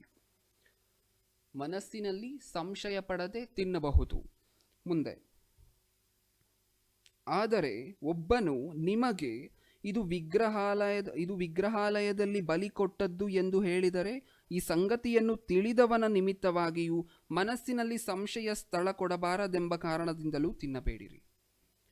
ನಾವು ವಿಗ್ರಹಗಳಿಗೆ ಸಮರ್ಪಿಸಿರುವಂತಹದ್ದು ಯಾವುದೇ ಸಂಶಯ ಇಲ್ಲದೆ ತಿನ್ನಬಹುದು. ಅದು ಸತ್ಯವೇದ ಪರ್ಮಿಷನ್ ಕೊಟ್ಟಿದೆ. ಅಂದರೆ ತಿನ್ನಬಾರದು ಅಂತ ನಾವು ಹೇಳ್ತೀವಿ ಅಂತ ಹೇಳಿದ್ರೆ ಅದಕ್ಕೆ ಕಾರಣ ನಾವು ಹಾಕ್ಕೊಂಡಿರುವಂತಹ ಆಜ್ಞೆ. ಸತ್ಯವೇದದಲ್ಲಿ ತಿನ್ಬೋದು ಅಂತ ಬರೆಸಿದ್ದಾರೆ. ಆದರೆ ಯಾವಾಗ ಅದನ್ನು ತಿನ್ನಬಾರ್ದು, ಒಂದೆಷ್ಟು ಸಂದರ್ಭಗಳಿದೆ, ಅದನ್ನೇ ನಾವು ನೋಡ್ತಾ ಇದ್ದೀವಿ ಪ್ರಿಯರೇ. ಯಾವಾಗ ತಿನ್ನಬಾರ್ದು? ಮತ್ತೆ ಅದೇ ವಚನವನ್ನು ಓದ್ತೀನಿ ನೋಡಿ. ಕ್ರಿಸ್ತನನ್ನು ನಂಬದವರಲ್ಲಿ ಒಬ್ಬನು ನಿಮ್ಮನ್ನು ಊಟಕ್ಕೆ ಕರೆಯುವಾಗ ಹೋಗುವುದಕ್ಕೆ ನಿಮಗಿಷ್ಟವಿದ್ದರೆ ನಿಮಗೇನು ಬಡಿಸಿದರೂ ಅದನ್ನು ಮನಸ್ಸಿನಲ್ಲಿ ಸಂಶಯ ಹುಟ್ಟಿಸುವ ವಿಚಾರಣೆ ಮಾಡದೆ ತಿನ್ನಿರಿ. ಆದರೆ ಒಬ್ಬನು ನಿಮಗೆ ಇದು ವಿಗ್ರಹಾಲಯದಲ್ಲಿ ಬಲಿ ಕೊಟ್ಟದ್ದು ಎಂದು ಹೇಳಿದರೆ, ಇವ್ರು ಯಾರು ಹೇಳ್ತಿರುವಂಥವರು? ಬಲಹೀನರು. ಆಗಲೇ ನೀವು ನೋಡಿದ್ರಿ, ಈ ಜ್ಞಾನವು ಎಲ್ಲರಿಗೂ ಗೊತ್ತಿಲ್ಲ ಅಂತ ಒಂದು ಮಾತನ್ನು ಬರೆಸಿದ್ದಾರೆ. ಅಂದರೆ ವಿಗ್ರಹಗಳಿಗೆ ಸಮರ್ಪಿಸಿರುವಂತಹದ್ದು ಸಂದೇಹವಿಲ್ಲದೆ ನೀವು ತಿನ್ಬೋದು ಅನ್ನುವಂತಹ ವಿಚಾರ, ಅನ್ನುವಂತಹ ಜ್ಞಾನ ಎಲ್ಲರಿಗೂ ಗೊತ್ತಿಲ್ಲ. ಈ ಜ್ಞಾನವನ್ನು ತಿಳಿಯದೇ ಇರುವಂಥ ಸ್ವಲ್ಪ ಜನ ಇರ್ತಾರಲ್ಲ ಪ್ರಿಯರೇ, ಕ್ರೈಸ್ತರು. ಆಗ ತಾನೇ ದೇವರಲ್ಲಿ ಬಂದಿರ್ತಾರೆ. ಅಂದರೆ ಸ್ಟಾರ್ಟಿಂಗ್ ಸ್ಟೇಜ್, ಪ್ರಾರಂಭಿಕ ಹಂತದಲ್ಲಿರ್ತಾರೆ. ಇನ್ನು ಬೆಳೆದಿರಲ್ಲ, ವಾಕ್ಯದಲ್ಲಿ ಬೆಳೆದಿರೋದಿಲ್ಲ. ಅವ್ರೇನು ಅಂದ್ಕೊಂಡಿರ್ತಾರೆ, ಕ್ರೈಸ್ತರಲ್ಲಿ ಹೊಸದಾಗಿ ಬಂದಾಗ ವಿಗ್ರಹಗಳಿಗೆ ಸಂಬಂಧಪಟ್ಟಂಗೆ ದೂರ ಇರ್ತಾರೆ. ಸ್ವಲ್ಪ ದೇವರು ಒಂದು ನಂಬಿಕೆಯಲ್ಲಿ ಒಂದು ರೀತಿಯಾದಂತಹ ವಿಶ್ವಾಸದಲ್ಲಿರ್ತಾರೆ. ಅಂದರೆ ವಾಕ್ಯವನ್ನು ಅಷ್ಟೊಂದು ಪರಿಪೂರ್ಣವಾಗಿ ಓದಿರೋದಿಲ್ಲ. ಇವರಿಗೋಸ್ಕರ ಯಾರು ಕ್ರೈಸ್ತರಲ್ಲಿ ಕ್ರೈಸ್ತವ್ಯದಲ್ಲಿ ಆಗ್ತಾನೆ ಬಂದಿರ್ತಾರಲ್ಲ, ಅವರೇನಾದರೂ ನಿಮ್ಮನ್ನು ನೋಡಿ, ಆದರೆ ಒಬ್ಬನು ನಿಮಗೆ ಇದು ವಿಗ್ರಹಾಲಯದಲ್ಲಿ ಬಲಿ ಕೊಟ್ಟದ್ದು ಎಂದು ಹೇಳಿದರೆ, ಈ ಸಂಗತಿಯನ್ನು ತಿಳಿಸಿದವನ ನಿಮಿತ್ತವಾಗಿಯೂ ಮನಸ್ಸಿನಲ್ಲಿ ಸಂಶಯಕ್ಕೆ ಸ್ಥಳ ಕೊಡಬಾರದೆಂಬ ಕಾರಣದಿಂದಲೂ ತಿನ್ನಬೇಡಿರಿ. ಯಾರಿಗೋಸ್ಕರ ಆ ಸಂದರ್ಭದಲ್ಲಿ ತಿನ್ನಬಾರ್ದು? ನಮ್ಮ ಜೊತೆ ಯಾರಾದರೂ ಆಗ್ತಾನೆ ಕ್ರೈಸ್ತವ್ಯದಲ್ಲಿ ಆಗ್ತಾನೆ ದೇವರಲ್ಲಿ ಬಂದು ಅವರು ಪೂರ್ತಿಯಾಗಿ ವಾಕ್ಯವನ್ನು ಅರ್ಥ ಮಾಡಿಕೊಳ್ಳದೆ ಇರುವಂಥವ್ರು ಯಾರಾದರೂ ನಮ್ಮ ಪಕ್ಕದಲ್ಲಿದ್ದರೆ, ಅವರ ನಿಮಿತ್ತವಾಗಿಯೂ ಅವರ ಮನಸ್ಸಿನಲ್ಲಿ ಸಂಶಯ ಹುಟ್ಟಬಾರದೆಂಬ ನಿಮಿತ್ತವಾಗಿಯೂ ಇದನ್ನು ತಿನ್ನಬಾರದು. ಮತ್ತೆ ನಾವು 2 ನಿಮಿಷಗಳ ಹಿಂದೆ ಆಲೋಚನೆ ಮಾಡಿದ್ದು ಮತ್ತೆ ಒಮ್ಮೆ ಮಾತಾಡಿ ನೋಡೋಣ ಪ್ರಿಯರೇ. ಅಂದರೆ ನಮ್ಮ ಅಂಶ ವಿಗ್ರಹಗಳಿಗೆ ಸಮರ್ಪಿಸಿರುವಂತಹದ್ದನ್ನು ತಿನ್ಬೋದಾ ಬೇಡವಾ? ಹಾಗಾದರೆ ಮೊಟ್ಟ ಮೊದಲನೇದಾಗಿ ನಮಗೆ ಗೊತ್ತಾಗಿರುವಂತಹ ಸಂಗತಿ, ವಿಗ್ರಹಗಳಿಗೆ ಸಮರ್ಪಿಸಿರುವಂತಹದ್ದು, ನೈವೇದ್ಯ ಮಾಡಿದಂತಹದ್ದು, ಪೂಜೆ ಮಾಡಿದಂತಹದ್ದು ಏನು ಮಾಡಿದ್ರೂ ಸಹ ಸಂಶಯವಿಲ್ಲದೆ ತಿನ್ಬೋದು. ಇದು ಫ್ರೀಡಮ್. ಜೊತೆಯಲ್ಲಿ 1-2 ಎಕ್ಸೆಪ್ಷನ್ಸ್ ಇದೆ, ಯಾವಾಗ ತಿನ್ನಬಾರದು ಅಂತ ಹೇಳಿ. ಆಗ ತಾನೇ ದೇವರಲ್ಲಿ ಬಂದು ವಾಕ್ಯದಲ್ಲಿ ಸಂಪೂರ್ಣವಾಗಿ ಬೆಳೆಯದೇ ಇರುವಂಥವ್ರು ಯಾರಾದರೂ ನಿಮ್ಮ ಪಕ್ಕದಲ್ಲಿದ್ದರೆ, ಅವರ ಮನಸ್ಸಿನಲ್ಲಿ ಸಂಶಯ ಹುಟ್ಟಬಾರದು. ವಾಕ್ಯ ಹಿಂಗೆಲ್ಲ ಇದೆಯಾ ಅನ್ನುವಂತಹ ಕನ್ಫ್ಯೂಷನ್ ಅವ್ರ ಮನಸ್ಸಲ್ಲಿ, ಅವ್ರ ವಾಕ್ಯ ಗೊತ್ತಿಲ್ವಲ್ಲ, ಈ ವಾಕ್ಯ ಅವ್ರಿಗೆ ಗೊತ್ತಿಲ್ವಲ್ಲ, ಈ ಜ್ಞಾನ ಅನ್ನುವಂತಹದ್ದು ಅವ್ರಿಗೆ ಗೊತ್ತಿಲ್ವಲ್ಲ. ಸೊ ಅದಕ್ಕೋಸ್ಕರ ಅವರ ಮನಸ್ಸಿನಲ್ಲಿ ಸಂಶಯ ಬರದೇ ಇರುವುದಕ್ಕೋಸ್ಕರ ಆ ಸಮಯದಲ್ಲಿ ಆ ವ್ಯಕ್ತಿ ನಿಮ್ಮ ಪಕ್ಕದಲ್ಲಿದ್ದರೆ ಆ ಸಮಯದಲ್ಲಿ ಅದನ್ನು ತಿನ್ನಬಾರದು. ಇನ್ನು ಮುಂದೆ ಇನ್ನೊಂದು ವಚನವನ್ನು ನೋಡ್ಕೊಂಡು ಮುಂದೆ ಹೋಗೋಣ ಪ್ರಿಯರೇ. ಕೊರಿಂಥದವರಿಗೆ ಬರೆದ ಮೊದಲನೇ ಪತ್ರಿಕೆ 8ನೇ ಅಧ್ಯಾಯ 10ನೇ ವಚನ. ಕೊರಿಂಥದವರಿಗೆ ಬರೆದ ಮೊದಲನೇ ಪತ್ರಿಕೆ 8ನೇ ಅಧ್ಯಾಯ 10ನೇ ವಚನ. ಇಲ್ಲೂ ಸಹ ಅದೇ ಮಾತನ್ನು ಬರೆಸಿದ್ದಾರೆ ನೋಡಿ. ಎಚ್ಚರಿಕೆಯಾಗಿರಿ, ಜ್ಞಾನಿಯಾದ ನೀನು ವಿಗ್ರಹಾಲಯದಲ್ಲಿ ಊಟಕ್ಕೆ ಕೂತಿರುವಾಗ ನಿರ್ಬಲವಾದ ಮನಸ್ಸುಳ್ಳ ಸಹೋದರನನ್ನು ಕಂಡರೆ ಅವನು ವಿಗ್ರಹಕ್ಕೆ ನೈವೇದ್ಯ ಮಾಡಿದ ಪದಾರ್ಥಗಳನ್ನು ತಿನ್ನುವುದಕ್ಕೆ ಧೈರ್ಯ ತಂದುಕೊಂಡಾನಲ್ಲವೇ? ಹೀಗೆ ಆ ಬಲಹೀನನು ನಿನ್ನ ಜ್ಞಾನದಿಂದ ನಾಶವಾಗುತ್ತಾನೆ. ಅವನು ಸಹೋದರನಲ್ಲವೇ? ಅವನಿಗಾಗಿಯೂ ಕ್ರಿಸ್ತನು ತನ್ನ ಪ್ರಾಣ ಕೊಟ್ಟನಲ್ಲವೇ? ಹೀಗಿರಲಾಗಿ ಸಹೋದರರಿಗೆ ಪಾಪ ಮಾಡಿ ಅವರ ನಿರ್ಬಲವಾದ ಮನಸ್ಸನ್ನು ನೋಯಿಸಿ ಕ್ರಿಸ್ತನಿಗೆ ಪಾಪ ಮಾಡುವವರಾಗಿರುತ್ತೀರಿ. ಆದದರಿಂದ ಭೋಜನ ಪದಾರ್ಥದಿಂದ ನನ್ನ ಸಹೋದರನಿಗೆ ವಿಘ್ನವಾಗುವುದಾದರೆ ನಾನು ಎಂದಿಗೂ ಮಾಂಸವನ್ನು ತಿನ್ನುವುದಿಲ್ಲ. ನಾನು ನನ್ನ ಸಹೋದರನಿಗೆ ವಿಘ್ನವನ್ನುಂಟು ಮಾಡಬಾರದಲ್ಲ. ಇಲ್ಲೂ ಸಹ ಅದೇ ಮಾತನ್ನು ಬಳಕೆ ಮಾಡಿದ್ದಾರೆ. ಅಂದರೆ ತನ್ನ ಮನಸ್ಸಿನಲ್ಲಿ ಬಲಹೀನನಾಗಿರುವಂಥವನು, ವಾಕ್ಯದಲ್ಲಿ ಪೂರ್ಣವಾಗಿ ಬಲ ಪಡದೇ ಇರುವಂಥವನು ನಿನ್ನ ಪಕ್ಕದಲ್ಲಿದ್ದರೆ ಆ ಸಂದರ್ಭದಲ್ಲಿ ಆ ವಸ್ತುವನ್ನು ತಿನ್ನದೇ ಇರುವಂತಹದ್ದೇ ಒಳ್ಳೆಯದು. ಮತ್ತೊಮ್ಮೆ ಓದ್ತಾ ಇದ್ದೀನಿ ಪ್ರಿಯರೇ ಕೊನೆಯ ವಚನವನ್ನು. ಆದದರಿಂದ ಭೋಜನ ಪದಾರ್ಥದಿಂದ ನನ್ನ ಸಹೋದರನಿಗೆ ವಿಘ್ನವಾಗುವುದಾದರೆ ನಾನು ಎಂದಿಗೂ ಮಾಂಸವನ್ನು ತಿನ್ನುವುದಿಲ್ಲ. ನಾನು ನನ್ನ ಸಹೋದರನಿಗೆ ವಿಘ್ನವನ್ನುಂಟು ಮಾಡಬಾರದಲ್ಲ. ಅಂದರೆ ಒಂದು ಆಹಾರ ಪದಾರ್ಥ ಇದೆ ಅಂತ ಹೇಳಿದ್ರೆ, ಇಲ್ಲಿ ಮಾಂಸ ಅಂತ ಹೇಳಿ ಬರ್ಸಿದ್ದಾರೆ. ಒಂದು ಆಹಾರ ಪದಾರ್ಥ ಇದೆ ಅಂತ ಹೇಳಿದ್ರೆ ಅದನ್ನು ತಿನ್ನಲಿಕ್ಕೆ ನಿಮ್ಮ ಪಕ್ಕದಲ್ಲಿರುವಂಥವನಿಗೆ ಧೈರ್ಯ, ಸಂಶಯ ಇರುವುದಾದರೆ, ವಾಕ್ಯದಲ್ಲಿ ಪೂರ್ತಿಯಾಗಿ ಬೆಳವಣಿಗೆ ಇಲ್ಲದೆ ಹೋಗಿದ್ದರೆ ನಿಮ್ಮ ಪಕ್ಕದಲ್ಲಿರುವಂತಹ ವ್ಯಕ್ತಿಗೆ, ಆ ಸಂದರ್ಭದಲ್ಲಿ ನೀವು ಆ ಆಹಾರ ಪದಾರ್ಥವನ್ನು ಸೇವಿಸದೇ ಇರುವಂತಹದ್ದು ಒಳ್ಳೆಯದು. ಒಂದು ಉದಾಹರಣೆಯನ್ನು ತಗೊಂಡು ಯೋಚನೆ ಮಾಡೋಣ ಪ್ರಿಯರೇ. ನಾರ್ಮಲ್ ಆಗಿ ಈ ಚಿಕ್ಕ ವಯಸ್ಸಿನಲ್ಲಿ ಚಿಕ್ಕ ಮಕ್ಕಳಿಗೆ ನಾವು ಕೆಲವೊಂದು ಆಹಾರ ಪದಾರ್ಥಗಳನ್ನು ಕೊಡ್ತೀವಿ, ಕೆಲವೊಂದು ಆಹಾರ ಪದಾರ್ಥಗಳನ್ನು ಕೊಡೋದಿಲ್ಲ. ಏನಕ್ಕೋಸ್ಕರ? ಜೀರ್ಣಶಕ್ತಿ ಚಿಕ್ಕ ಮಕ್ಕಳಲ್ಲಿ ಕಡಿಮೆ ಇರುತ್ತೆ. ಅದಕ್ಕೆ ಪ್ರಿಸ್ಕ್ರೈಬ್ಡ್ ಫುಡ್ ಐಟಮ್ಸ್, ಅಂದರೆ ಸ್ವಲ್ಪ ನಾವು ಡಾಕ್ಟ್ರ್ ಸಲಹೆ ತಗೋತೀವಿ ಅಥವಾ ದೊಡ್ಡವ್ರು ಯಾರಾದರೂ ಇದ್ದರೆ ಮನೆಯಲ್ಲಿ ಅವರ ಸಲಹೆಯನ್ನು ತಗೋತೀವಿ. ಅವರ ಸಲಹೆಯನ್ನು ತಗೊಂಡ ಮೇಲೆ ಚಿಕ್ಕ ವಯಸ್ಸಿನಲ್ಲಿರ್ತಕ್ಕಂತಹ ಮಕ್ಕಳಿಗೆ ಏನು ಕೊಡ್ಬೋದು ಅಂತ ಹೇಳಿ ಅವ್ರು ಏನು ಹೇಳ್ತಾರೋ ಅದನ್ನೇ ಕೊಡ್ತೀವಿ. ಇನ್ನು ಸ್ವಲ್ಪ ದಿನ ಆದ ಮೇಲೆ, ಬೆಳೆದ ಮೇಲೆ ಏನಾಗುತ್ತೆ, ಈ ಒಂದು ಫುಡ್ ಹ್ಯಾಬಿಟ್ ಚೇಂಜ್ ಆಗುತ್ತೆ, ಆಹಾರ ಪದ್ಧತಿ ಅನ್ನುವಂತಹದ್ದು ಚೇಂಜ್ ಆಗುತ್ತೆ. ಆಗ ಆಹಾರ ಪದ್ಧತಿ ಬೇರೆ ಆಗುತ್ತೆ. ಅಂದರೆ ಚಿಕ್ಕ ವಯಸ್ಸಿನಲ್ಲಿ ತಗೊಳ್ಳುವಂತಹ ಆಹಾರಕ್ಕೂ ಬೆಳವಣಿಗೆಯಾದ ನಂತರ ತಗೊಳ್ಳುವಂತಹ ಆಹಾರಕ್ಕೂ ಸಹ ವ್ಯತ್ಯಾಸ ಇದೆ. ಅದನ್ನೇ ಸತ್ಯವೇದದಲ್ಲಿ ಬರೆಸಿದ್ದಾರೆ. ಒಂದು ವೇಳೆ ದೇವರಲ್ಲಿ ಆಗ್ತಾನೆ ಬಂದು ಸತ್ಯವೇದವನ್ನು ಕುರಿತು ಅರಿವಿಲ್ಲದೆ, ವಾಕ್ಯದ ಬಗ್ಗೆ ಪೂರ್ತಿ ನಿಪುಣತೆ ಇಲ್ಲದೆ ಇದ್ರೆ, ಆ ವ್ಯಕ್ತಿಯ ಮನಸ್ಸಿನಲ್ಲಿ ಸಂಶಯ ಬರಬಾರ್ದಲ್ಲ.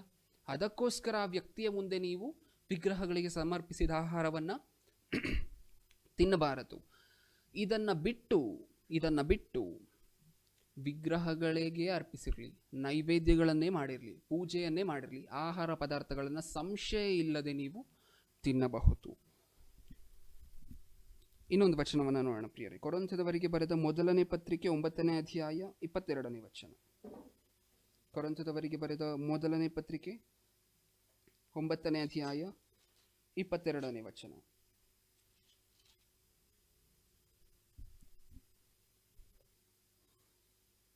ಈ ವಚನವನ್ನು ಓದ್ಲಿಕ್ಕೆ ಮುಂಚೆ ಪ್ರಿಯರೇ, ನಾವು ಇಷ್ಟೊತ್ತು ಯಾವಾಗ ತಿನ್ಬೋದು ಯಾವಾಗ ತಿನ್ನಬಾರ್ದು ಅಂತ ಹೇಳಿ ನಾವು ನೋಡಿದ್ವಿ. ಅಂದರೆ ನಾರ್ಮಲ್ ಸಿಚುವೇಶನಲ್ಲಿ ನಾವು ತಿನ್ಬೋದು, ಬಲಹೀನವಾಗಿರುವಂಥವ್ರು ಯಾರಾದರೂ ನಮ್ಮ ಪಕ್ಕದಲ್ಲಿದ್ದರೆ ಅವರಿಗೋಸ್ಕರ ನಾವು ಅದನ್ನು ತಿನ್ನಬಾರ್ದು. ಇದನ್ನು ನಾವು ನೋಡಿದ್ವಿ. ನಾವು ಆಹಾರ ತಿಂದರೂ, ವಿಗ್ರಹಗಳಿಗೆ ಸಮರ್ಪಿಸಿದ್ದನ್ನು ತಿನ್ನದೇ ಹೋದರೂ, ನೈವೇದ್ಯ ಮಾಡಿದಂತಹದ್ದನ್ನು ತಿಂದರೂ, ಬಲಿ ಕೊಟ್ಟದ್ದನ್ನು ತಿನ್ನದೇ ಹೋದರೂ ಸಹ ಮುಖ್ಯವಾಗಿ ಕ್ರೈಸ್ತರಾದ ನಮಗಿರಬೇಕಾಗಿರುವಂತಹದ್ದು ಏನು ಗೊತ್ತಾ? ನಮ್ಮ ಮುಖ್ಯ ಗುರಿ ಏನಾಗಿರ್ಬೇಕು ಗೊತ್ತಾ? ಒಬ್ಬರು ರಕ್ಷಣೆ ಮಾರ್ಗದಲ್ಲಿ ಬರಬೇಕು. ಅಪೊಸ್ತಲನಾಗಿರುವಂತಹ ಪೌಲನು ಮಾತಾಡ್ತಿರುವಂತಹ ಮಾತನ್ನು ನೋಡೋಣ ಪ್ರಿಯರು. 21ನೇ ವಚನದಿಂದ, 9ನೇ ಅಧ್ಯಾಯ 21, ಕೊರಿಂಥದವರಿಗೆ ಬರೆದ ಮೊದಲನೇ ಪತ್ರಿಕೆ 9ನೇ ಅಧ್ಯಾಯ 21. ನಾನು ದೇವರ ನೇಮವಿಲ್ಲದವನಲ್ಲ, ಕ್ರಿಸ್ತನ ನಿಯಮಕ್ಕೊಳಗಾದವನೇ. ಆದರೂ ನಿಯಮವಿಲ್ಲದವರನ್ನು ಸಂಪಾದಿಸಿಕೊಳ್ಳುವುದಕ್ಕಾಗಿ ಅವರಿಗೆ ನಿಯಮವಿಲ್ಲದಂಥವನಾದೆನು. ಅಂದರೆ ಏನು ಹೇಳ್ತಿದ್ದಾರೆ? ನಾನು ಕ್ರಿಸ್ತನನ್ನು ನಂಬಿರುವಂಥವನೇ, ಆದರೆ ಕ್ರಿಸ್ತನನ್ನು ನಂಬದೇ ಇರುವಂತಹ ಜನ ಇರ್ತಾರಲ್ಲ, ಅವರನ್ನು ಕ್ರಿಸ್ತನನ್ನು ನಂಬುವಂಥವರನ್ನಾಗಿ ಮಾಡುವುದಕ್ಕೋಸ್ಕರ ನಾನೂ ಸಹ ಒಂದು ಸ್ವಲ್ಪ ಕಾಲ ನಿಯಮ ಇಲ್ಲದಂಥವನಾದೆನು. ಅಂದರೆ ಹಾಗೆ ನಡ್ಕೊಬೇಕಾಯ್ತು. ನಾವು ಹಿಂದೆ ಬರೆದಂತಹ ವಚನದಲ್ಲಿ ನೋಡಿದ್ರಿ, ಆಗ್ತಾನೆ ಕ್ರೈಸ್ತವ್ಯದಲ್ಲಿ ಬಂದು, ಆಗ್ತಾನೆ ದೀಕ್ಷಾಸ್ನಾನ ತಗೊಂಡು ವಾಕ್ಯದಲ್ಲಿ ಬೆಳವಣಿಗೆ ಇಲ್ಲದೆ, ವಾಕ್ಯದಲ್ಲಿ ಇನ್ನೂ ಪೂರ್ಣವಾಗಿ ಬೆಳೆಯದೇ ಇರುವಂತಹ ವ್ಯಕ್ತಿಗೋಸ್ಕರ ನಾವೇನು ಮಾಡ್ಬೋದು? ಅದನ್ನು ತಿನ್ಬೋದು. ಯಾರಿಗೋಸ್ಕರ? ಆ ವ್ಯಕ್ತಿಯ ನಂಬಿಕೆಗೆ ದ್ರೋಹ ಆಗಬಾರ್ದು, ಆ ವ್ಯಕ್ತಿಯ ನಂಬಿಕೆಗೆ ಅಡ್ಡಿ ಆಗಬಾರ್ದು ಅನ್ನುವುದಕ್ಕೋಸ್ಕರ. ಪೌಲನೂ ಸಹ ಅದನ್ನೇ ಹೇಳ್ತಿದ್ದಾರೆ ಇಲ್ಲಿ. ನಾನು ದೇವರ ನಿಯಮವಿಲ್ಲದವನಲ್ಲ, ಕ್ರಿಸ್ತನ ನಿಯಮಕ್ಕೊಳಗಾದವನೇ. ಆದರೂ ನಿಯಮವಿಲ್ಲದವರನ್ನು ಸಂಪಾದಿಸಿಕೊಳ್ಳುವುದಕ್ಕಾಗಿ ಅವರಿಗೆ ನಿಯಮವಿಲ್ಲದವನಂತಾದೆನು. ಬಲವಿಲ್ಲದವರನ್ನು ಸಂಪಾದಿಸಿಕೊಳ್ಳುವುದಕ್ಕೆ ಅವರಿಗೆ ಬಲವಿಲ್ಲದವನಾದೆನು. ಯಾವ ವಿಧದಲ್ಲಿಯಾದರೂ ಕೆಲವರನ್ನು ರಕ್ಷಿಸಬೇಕೆಂದು ಯಾರಿಗಾಗಿ ಎಂತೆಂಥವನಾಗಬೇಕೋ ಅಂತಂಥವನಾಗಿದ್ದೇನೆ. ಅಂದರೆ ಇದನ್ನು ತಿನ್ನಬಾರ್ದು, ಇದನ್ನು ತಿನ್ಬೋದು, ಇದನ್ನು ಮುಟ್ಟಬಾರ್ದು, ಇದನ್ನು ಮುಟ್ಟಬಾರ್ದು, ಇದೆಲ್ಲ ನಮ್ಮ ಜೀವನದಲ್ಲಿರಬೇಕಾಗಿರುವಂತಹ ಮುಖ್ಯ ಉದ್ದೇಶ. ಸ್ವಲ್ಪ ಜನರನ್ನಾದರೂ ರಕ್ಷಣೆ ಮಾರ್ಗದಲ್ಲಿ ಕರ್ಕೊಂಬರಬೇಕು. ಪೌಲನಿಗೆ ಆ ಒಂದು ಏಮ್ ಇತ್ತು, ಆ ಒಂದು ಗೋಲ್ ಇತ್ತು. ಅದನ್ನೇ ಹೇಳ್ತಿದ್ದಾರಲ್ಲಿ. ಯಾವ ವಿಧದಲ್ಲಿ ಆದರೂ ಅಂದರೆ ಅವ್ರನ್ನ ನಂಬಿಸೋದಕ್ಕೋಸ್ಕರ ನೀವು ಇದನ್ನೆಲ್ಲ ಮಾಡ್ತಿರೋ ಬಿಡ್ತಿರೋ, ನೀವು ತಿಂದರೆ ತಿನ್ನಿ, ಬಿಟ್ಟರೆ ಬಿಡಿ. ಆದರೆ ಯಾರಿಗಾದರೂ ಅವರಿಗೆ ಬಲವಿಲ್ಲದವನಾದೆನು. ಯಾವ ವಿಧದಲ್ಲಿ ಆದರೂ ಕೆಲವರನ್ನು ರಕ್ಷಿಸಬೇಕೆಂದು ಯಾರ್ಯಾರಿಗೆ ಎಂತೆಂಥವನಾಗಬೇಕೋ ಅಂತಂಥವನಾಗಿದ್ದೇನೆ. ಅಂದರೆ ಸ್ವಲ್ಪ ಜನ ಇರ್ತಾರೆ. ಆಗಲೇ ನೀವೊಂದು ವಚನಗಳನ್ನು ನೀವು ನೋಡಿದ್ದೀರಾ. ಆಗ್ತಾನೆ ಕ್ರೈಸ್ತವ್ಯದಲ್ಲಿ ಬಂದು ವಾಕ್ಯದಲ್ಲಿ ಪೂರ್ಣ ಬೆಳವಣಿಗೆ ಇಲ್ಲದೆ ಇರುವವರಿಗೋಸ್ಕರ ನೀವು ಅದನ್ನು ತಿನ್ನದೇ ಇದ್ದರೆ ಒಳ್ಳೆಯದು. ಆದರೆ ನೀವು ಒಂಟಿಯಾಗಿರಬೇಕಾದ್ರೆ, ಅಥವಾ ನೀವು ನಂಬಿಕೆಯಿಂದ ನೀವು ಸಂಶಯ ಇಲ್ಲದೆ ವಸ್ತುಗಳನ್ನು ತಿನ್ನಬಹುದು. ಇದನ್ನು ನಾವು ನೋಡಿದ್ವಿ. ಆದರೆ ಒಂದು ಸರ್ತಿ ಆ ಥರ ಇರಬೇಕಾಗತ್ತೆ, ಇನ್ನೊಂದು ಸರ್ತಿ ಈ ರೀತಿ ಬದುಕಬೇಕಾಗತ್ತೆ. ಅದನ್ನೇ ಸತ್ಯವೇದದಲ್ಲಿ ಹೇಳಿದ್ದಾರೆ. ಅಪೊಸ್ತಲನಾಗಿರುವಂತಹ ಪೌಲನೂ ಸಹ ಹಾಗೆ ಇದ್ರು. ಈಗ ಕ್ರೈಸ್ತವ್ಯದಲ್ಲಿ ಸ್ವಲ್ಪ ಜನ ಕ್ರೈಸ್ತವರ ಬಗ್ಗೆ ನಾವು ಆಗಲೇ ಮಾತಾಡಿದ್ದೀವಿ ಪ್ರಿಯರೇ. ಇವರೇನಂತಾರೆ? ಆಹಾರವನ್ನು ಯಾರಾದರೂ ತಂದುಕೊಟ್ಟಿದ ತಕ್ಷಣ, ಪೂಜೆ ನೈವೇದ್ಯ ಮಾಡಿದ್ದೋ ಅಥವಾ ಪೂಜೆ ಮಾಡಿರುವಂಥ ಆಹಾರವನ್ನು ತಂದುಕೊಟ್ಟಿದ ತಕ್ಷಣ ಏನಂತಾರೆ? ನೇರವಾಗಿ ಏನು ಹೇಳ್ತಾರೆ, ನಾವಿದನ್ನು ತಿನ್ನೋದಿಲ್ಲ, ನಾವಿದನ್ನು ತಿನ್ನಬಾರ್ದು. ಅವ್ರಿಗೆ ಮನ್ಸಿಗೆ ನೋವಾಗುತ್ತೆ. ತಿರ್ಗಾ ಕ್ರೈಸ್ತವ್ಯದ ಕಡೆ ಅವ್ರ ಜೀವನ ಪೂರ್ತಿ ನೋಡೋದಿಲ್ಲ. ಇಷ್ಟೇನಾ ಕ್ರೈಸ್ತವ್ಯ, ಇದೇನಾ ಕ್ರೈಸ್ತವರು ಅಂತ ಹೇಳಿ ಅವ್ರ ಜೀವನ ಪೂರ್ತಿ ನೋಡೋದಿಲ್ಲ. ಆದರೆ ಪೌಲನು ನಡೀತಿರುವಂತಹ ದಾರಿ, ಅವರು ಹೋಗ್ತಿರುವಂತಹ ಅವ್ರು ಮಾಡ್ತಿರುವಂತಹ ಸುವಾರ್ತೆ ಕಾರ್ಯಕ್ರಮ ಆ ಥರ ಇರಲಿಲ್ಲ ಪ್ರಿಯರೇ. ಹೇಗಿತ್ತು? ಅಟ್ಲೀಸ್ಟ್ ಸ್ವಲ್ಪ ಜನರನ್ನಾದರೂ ರಕ್ಷಿಸುವುದಕ್ಕೋಸ್ಕರ ಇವರಿಗೆ ಹೇಗಿರಬೇಕೋ ಇವ್ರ ಹತ್ರ ಹಾಗಿದ್ರು, ಇನ್ನೊಬ್ಬರ ಹತ್ರ ಹೇಗಿರಬೇಕು ಅವ್ರ ಹತ್ರ ಹಾಗಿದ್ರು. ಅಂದರೆ ಸ್ವಲ್ಪ ಜನ ನಂಬಿಕೆ ಇಲ್ವಾ, ಅವ್ರಿಗೆ ಅಷ್ಟೊಂದು ಬೆಳೆದಿಲ್ವಾ, ಅವ್ರ ಹತ್ರ ನೀವು ತಿನ್ನದೇ ಇದ್ರೆ ಒಳ್ಳೆಯದು. ನಂಬಿಕೆ ಇರುವಂಥವರೇ ನಿಮ್ಮ ಸುತ್ತ ಇದ್ದಾರಾ, ನಿಮಗೂ ಸಹ ವಾಕ್ಯ ಗೊತ್ತಾ, ಜ್ಞಾನ ಅನ್ನುವಂತಹದ್ದು ಗೊತ್ತಾ, ಆಗ ನೀವು ಅದನ್ನು ತಿನ್ನಬಹುದು. ಇದು ಪೌಲನು ಹೇಳಿರುವಂತಹ ಮಹಾಜ್ಞಾನವಾಗಿದೆ ಪ್ರಿಯರೇ. ಇನ್ನೊಂದು ವಚನವನ್ನು ನೋಡೋಣ. ಕೊರಿಂಥದವರಿಗೆ ಬರೆದ ಮೊದಲನೇ ಪತ್ರಿಕೆ 10ನೇ ಅಧ್ಯಾಯ 30ನೇ ವಚನ. ಕೊರಿಂಥದವರಿಗೆ ಬರೆದ ಮೊದಲನೇ ಪತ್ರಿಕೆ 10ನೇ ಅಧ್ಯಾಯ 30ನೇ ವಚನ.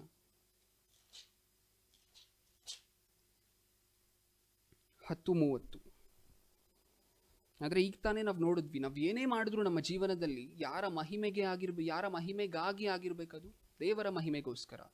ನಮ್ಮ ಜೀವನದ ಮುಖ್ಯ ಉದ್ದೇಶ ಇದನ್ನು ಮುಟ್ಟಬಾರ್ದು, ಇದನ್ನು ತಿನ್ನಬಾರ್ದು, ಇದನ್ನು ತಿನ್ಬೋದು ಅನ್ನುವಂತಹದ್ದಲ್ಲ. ಸತ್ಯವೇದದಲ್ಲಿ ನಮಗೆ ಕೊಟ್ಟಿರುವಂತಹ ಪರ್ಮಿಷನ್ ಏನು ಗೊತ್ತಾ, ದೇವರು ಎಲ್ಲವನ್ನು ನೀವು ಸಂಶಯ ಪಡದೆ ತಿನ್ನಬಹುದು. ಆದರೆ ಜೀವನದಲ್ಲಿ ನಮ್ಮ ಮುಖ್ಯ ಉದ್ದೇಶ ಏನಾಗಿರ್ಬೇಕು ಗೊತ್ತಾ, ಈ ಮಾತಲ್ಲಿ ಹೇಳಿದರೆ ನೋಡಿ ಪ್ರಿಯರೇ, 30ನೇ ವಚನ. ನಾನು ಕೃತಜ್ಞತೆಯೊಡನೆ ಊಟ ಮಾಡಿ ದೇವರನ್ನು ಸ್ತುತಿಸಿದ ಮೇಲೆ ಆ ಪದಾರ್ಥಗಳ ನಿಮಿತ್ತ ನನಗೆ ಯಾಕೆ ದೂಷಣೆ ಆಗಬೇಕು? ಹೀಗಿರಲಾಗಿ ನಾವು ಉಂಡರೂ ಕುಡಿದರೂ ಇನ್ನೇನು ಮಾಡಿದರೂ ಎಲ್ಲವನ್ನೂ ದೇವರ ಘನತೆಗಾಗಿ ಮಾಡಿರಿ. ಯಹೂದ್ಯರಿಗಾಗಲಿ ಗ್ರೀಕರಿಗಾಗಲಿ ದೇವರ ಸಭೆಗಾಗಲಿ ವಿಘ್ನವಾಗಬೇಡಿರಿ. ನಾನಂತೂ ಸ್ವಪ್ರಯೋಜನಕ್ಕಾಗಿ ಚಿಂತಿಸದೆ ಮನುಷ್ಯರೆಲ್ಲರೂ ರಕ್ಷಣೆ ಹೊಂದಬೇಕೆಂದು ಅವರ ಪ್ರಯೋಜನಕ್ಕಾಗಿ ಚಿಂತಿಸಿ ಎಲ್ಲರನ್ನೂ ಎಲ್ಲ ವಿಷಯದಲ್ಲೂ ಮೆಚ್ಚಿಸುವವನಾಗಿದ್ದೇನೆ. ಏನು ಹೇಳ್ತಿದ್ದಾರೆ? 30ನೇ ವಚನದಲ್ಲಿ ಏನು ಹೇಳಿದ್ದಾರೆ? ದೇವರನ್ನು ಸ್ತುತಿಸಿದ ಮೇಲೆ ಆ ಪದಾರ್ಥಗಳ ನಿಮಿತ್ತ ನನಗೆ ಯಾಕೆ ದೂಷಣೆಯಾಗಬೇಕು? ಹೀಗಿರಲಾಗಿ ನೀವು ಉಂಡರೂ ಕುಡಿದರೂ ಇನ್ನೇನು ಮಾಡಿದರೂ ಎಲ್ಲವನ್ನೂ ದೇವರ ಘನತೆಗಾಗಿ ಮಾಡಿರಿ. ಅಂದರೆ ನಾವಿಲ್ಲಿ ಏನು ಮಾಡಿದ್ರೂ ಸಹ ದೇವರ ಘನತೆಗೋಸ್ಕರವಾಗಿರಬೇಕು. ನೀವು ತಿನ್ನೋದಿಲ್ವಾ, ಅದು ದೇವರಿಗಾಗಿರಬೇಕು. ಯಾಕೆ? ನಿಮ್ಮ ಪಕ್ಕದಲ್ಲಿರುವಂತಹ ವ್ಯಕ್ತಿಯನ್ನು ವಾಕ್ಯದಲ್ಲಿ ಬಲಪಡಿಸ್ಲಿಕ್ಕೋಸ್ಕರ ಆಗಿರಬೇಕು. ನೀವು ತಿಂತೀರಾ, ನೀವು ತಿಂದಾಗ ಇತರರಿಗೆ ಸುವಾರ್ತೆ ಸಾರುವಂತಹದ್ದಾಗಿರಬೇಕು. ನೀವು ಕ್ರೈಸ್ತವರಲ್ವಾ, ಹಾಗಾದರೆ ನೀವು ಇದನ್ನು ಹೇಗೆ ತಿಂತೀರಾ, ಪೂಜೆ ಮಾಡಿದ್ದೀರಲ್ವಾ ಅಂತ ಒಂದು ವೇಳೆ ನಿಮ್ಮನ್ನು ಯಾರಾದರೂ ಕೇಳಿದ್ರೆ ಇದನ್ನು ತೋರಿಸಿ ಸುವಾರ್ತೆ ಹೇಳ್ಬೋದು. ಸತ್ಯವೇದದಲ್ಲಿ ಹೀಗೆ ಬರೆಸಿಲ್ಲ ಅಂತ ಹೇಳಿ. 33ನೇ ವಚನದಲ್ಲಿ ಏನು ಬರೆಸಿದ್ದಾರೆ? ನಾನಂತೂ ಸ್ವಪ್ರಯೋಜನಕ್ಕಾಗಿ ಚಿಂತಿಸದೆ ಮನುಷ್ಯರೆಲ್ಲರೂ ರಕ್ಷಣೆ ಹೊಂದಬೇಕೆಂದು ಅವರ ಪ್ರಯೋಜನಕ್ಕಾಗಿ ಚಿಂತಿಸಿ ಎಲ್ಲರನ್ನೂ ಎಲ್ಲ ವಿಷಯದಲ್ಲೂ ಮೆಚ್ಚಿಸುವವನಾಗಿದ್ದೇನೆ. ಅಂದರೆ ಹೇಗಿದ್ರು ಭಕ್ತರು ಅನ್ನಿಸ್ಕೊಂಡಂತಹ ಅವರ ಚರಿತ್ರೆಯನ್ನು ನಾವು ನೋಡಿದ್ವಿ. ಎಲ್ಲ ವಿಷಯದಲ್ಲೂ ಎಲ್ಲರನ್ನೂ ಮೆಚ್ಚಿಸುವಂಥವರಾಗಿದ್ರು. ಆಗಲೇ ಅವ್ರ ಹತ್ರ ಜನರು ಒಂದು ಸುವಾರ್ತೆ ಕೇಳ್ತಾ ಇದ್ರು ಪ್ರಿಯರೇ. ಜನರಿಗೆ ಆಗದೇ ಇರುವಂತಹ ರೀತಿಯಲ್ಲಿ ನೀವು ನಡ್ಕೊಂಡ್ರೆ ಯಾರು ಕೇಳ್ತಾರೆ ಸುವಾರ್ತೆಯನ್ನು? ದೇವರನ್ನ ಕುರಿತು, ಯೇಸುಕ್ರಿಸ್ತರನ್ನ ಕುರಿತು ವಾಕ್ಯಗಳನ್ನು, ಜ್ಞಾನವನ್ನು, ಸುವಾರ್ತೆಯನ್ನು ಯಾರು ಕೇಳ್ತಾರೆ ನಮ್ಮ ಹತ್ರ? ಯೋಚನೆ ಮಾಡಿ ನೋಡಿ. ಒಬ್ಬ ವ್ಯಕ್ತಿ ಇನ್ನೊಂದು ಥರ ನಡ್ಕೊತಿದ್ದಾನೆ, ನಮ್ಮ ಸಂಸ್ಕಾರವನ್ನು, ನಮ್ಮ ಸಂಸ್ಕೃತಿಯನ್ನು ಬಿಟ್ಟು ಇನ್ನೊಂದು ಥರ ನಡ್ಕೊತಿದ್ದಾನೆ ಅಂತ ಹೇಳಿದ್ರೆ ಭಾರತ ದೇಶದ ಜನರು ಅವನ ಜೊತೆ ಮಾತಾಡಲಿಕ್ಕೂ ಇಷ್ಟಪಡೋದಿಲ್ಲ. ಅಂದರೆ ಸಾವಿರಾರು ವರ್ಷಗಳಿಂದ ಈ ಒಂದು ಸಂಸ್ಕಾರವನ್ನು ಪಾಲಿಸ್ತಾ ಬರ್ತಿದ್ದಾರೆ ಈ ದೇಶದಲ್ಲಿ. ಈ ದೇಶದ ಜನರನ್ನು ಮೆಚ್ಚಿಸಿ ಸುವಾರ್ತೆ ಹೇಳಬೇಕಾಗಿರುವಂತಹ ಬಾಧ್ಯತೆ ಕ್ರೈಸ್ತರದು. ಮತ್ತೊಮ್ಮೆ ಹೇಳ್ತಿದ್ದೀನಿ, ಈ ದೇಶದ ಜನರನ್ನು ಮೆಚ್ಚಿಸಿದ್ರೇನೆ ಅವ್ರು ಸುವಾರ್ತೆ ಕೇಳುವಂತಹದ್ದು. ಅಂದರೆ ಅವ್ರಿಗೆ ಇಷ್ಟವಾಗಿರುವಂತಹ ರೀತಿಯಲ್ಲಿ ನೀವು ನಡ್ಕೊಂಡ್ರೇನೆ ಅವ್ರು ಸುವಾರ್ತೆ ಕೇಳುವಂತಹದ್ದು. ಪೌಲನು ಅದನ್ನೇ ಮಾಡಿದಾರಲ್ಲಿ. ನಾವೇನಂತ ಇದ್ದೀವಿ? ನಾವು ಮೆಚ್ಚಿಸಕ್ಕೆ ಏನಾದರೂ ಟ್ರೈ ಮಾಡ್ತಾ ಇದ್ದೀವಾ? ಇಲ್ಲ. ಒಂದೇ ಸತಿ ಕೋಪ ಬರೆಸ್ತಿದ್ವಿ. ನಮ್ಮ ಮೇಲೂ ಕೋಪ ಬರುತ್ತೆ ಅವ್ರಿಗೆ, ಕ್ರೈಸ್ತವ್ಯದ ಮೇಲೂ ಯೇಸುಕ್ರಿಸ್ತರ ಮೇಲೂ ಸಹ ಕೋಪ ಬರುತ್ತೆ. ಪೌಲನೇನೋ ಮೆಚ್ಚಿಸಿ ಸುವಾರ್ತೆ ಹೇಳಲಿಕ್ಕೆ ಟ್ರೈ ಮಾಡ್ತಿದ್ದಾರೆ. ಒಬ್ಬರು ಸುವಾರ್ತೆಯನ್ನು ಕೇಳಿದ್ರೆ ಸಾಕು, ಒಬ್ಬರು ರಕ್ಷಣೆ ಮಾರ್ಗದಲ್ಲಿ ಬಂದರೆ ಸಾಕು ಅನ್ನುವಂತಹದ್ದು ಅವ್ರ ಗೋಲ್ ಆಗಿದ್ರೆ, ನಾವೇನು ಮಾಡ್ತಾ ಇದ್ದೀವಿ ಪ್ರಿಯರೇ? ಇದನ್ನು ತಿನ್ಬೋದಾ, ಇದನ್ನು ತಿನ್ನಬಾರ್ದಾ, ಇದನ್ನು ಮುಟ್ಬೋದಾ, ಇದನ್ನು ಮುಟ್ಟಬಾರ್ದಾ, ನೀವು ಮುಟ್ತೀರಾ, ಹಾಗಾದರೆ ನೀವು ದೇವರಲ್ಲಿಲ್ಲ, ಈ ರೀತಿಯಾದಂತಹ ಮಾತುಗಳನ್ನು ಆಡ್ಕೊಂಡು ನಮ್ಮ ಜೀವನವನ್ನು ಕಳೀತಿದ್ವಿ. ಅಂದರೆ ನಮ್ಮ ಜೀವನದಲ್ಲಿ ಮುಖ್ಯ ಉದ್ದೇಶ ಯಾವುದಾಗಿಲ್ಲ. ಪೌಲನಿಗೆ ಅವರ ಜೀವನದ ಮುಖ್ಯ ಉದ್ದೇಶ ಜನರನ್ನು ರಕ್ಷಣೆ ಮಾರ್ಗದಲ್ಲಿ ಕರ್ಕೊಂಬರುವಂತಹದ್ದು. ಅವರನ್ನು ಮೆಚ್ಚಿಸಿ, ಅವರಿಗೆ ವಾಕ್ಯ ಹೇಳಿ, ಅವರನ್ನು ರಕ್ಷಣೆ ಮಾರ್ಗದಲ್ಲಿ ಕರ್ಕೊಂಬರುವಂತಹದ್ದು ಅವರ ಜೀವನದ ಉದ್ದೇಶ. ನಾವು ಬರೀ ಕಿತ್ತಾಡುವಂತಹದ್ದೇ ಪ್ರಿಯರೇ. ಕ್ರೈಸ್ತರಲ್ಲಿ ಸ್ವಲ್ಪ ಜನ ಇದನ್ನು ತಿನ್ನಬಹುದು ಅಂತ ಹೇಳುವ ವರ್ಗ ಒಂದಾದರೆ, ಇದನ್ನು ತಿನ್ನಬಾರ್ದು ಅಂತ ಹೇಳುವ ಒಂದು ವರ್ಗ ಇನ್ನೊಂದು. ಅಂದರೆ ದೇವರು ಅಂದುಕೊಂಡಂತಹ ರೀತಿಯಲ್ಲಿ ನಾವು ನಡ್ಕೊತಾ ಇಲ್ಲ. ಮೆಚ್ಚಿಸಿ ವಾಕ್ಯ ಹೇಳಿ ಅಂತಲೇ ಸತ್ಯವೇದದಲ್ಲಿ ಬರೆಸಿದ್ದಾರೆ.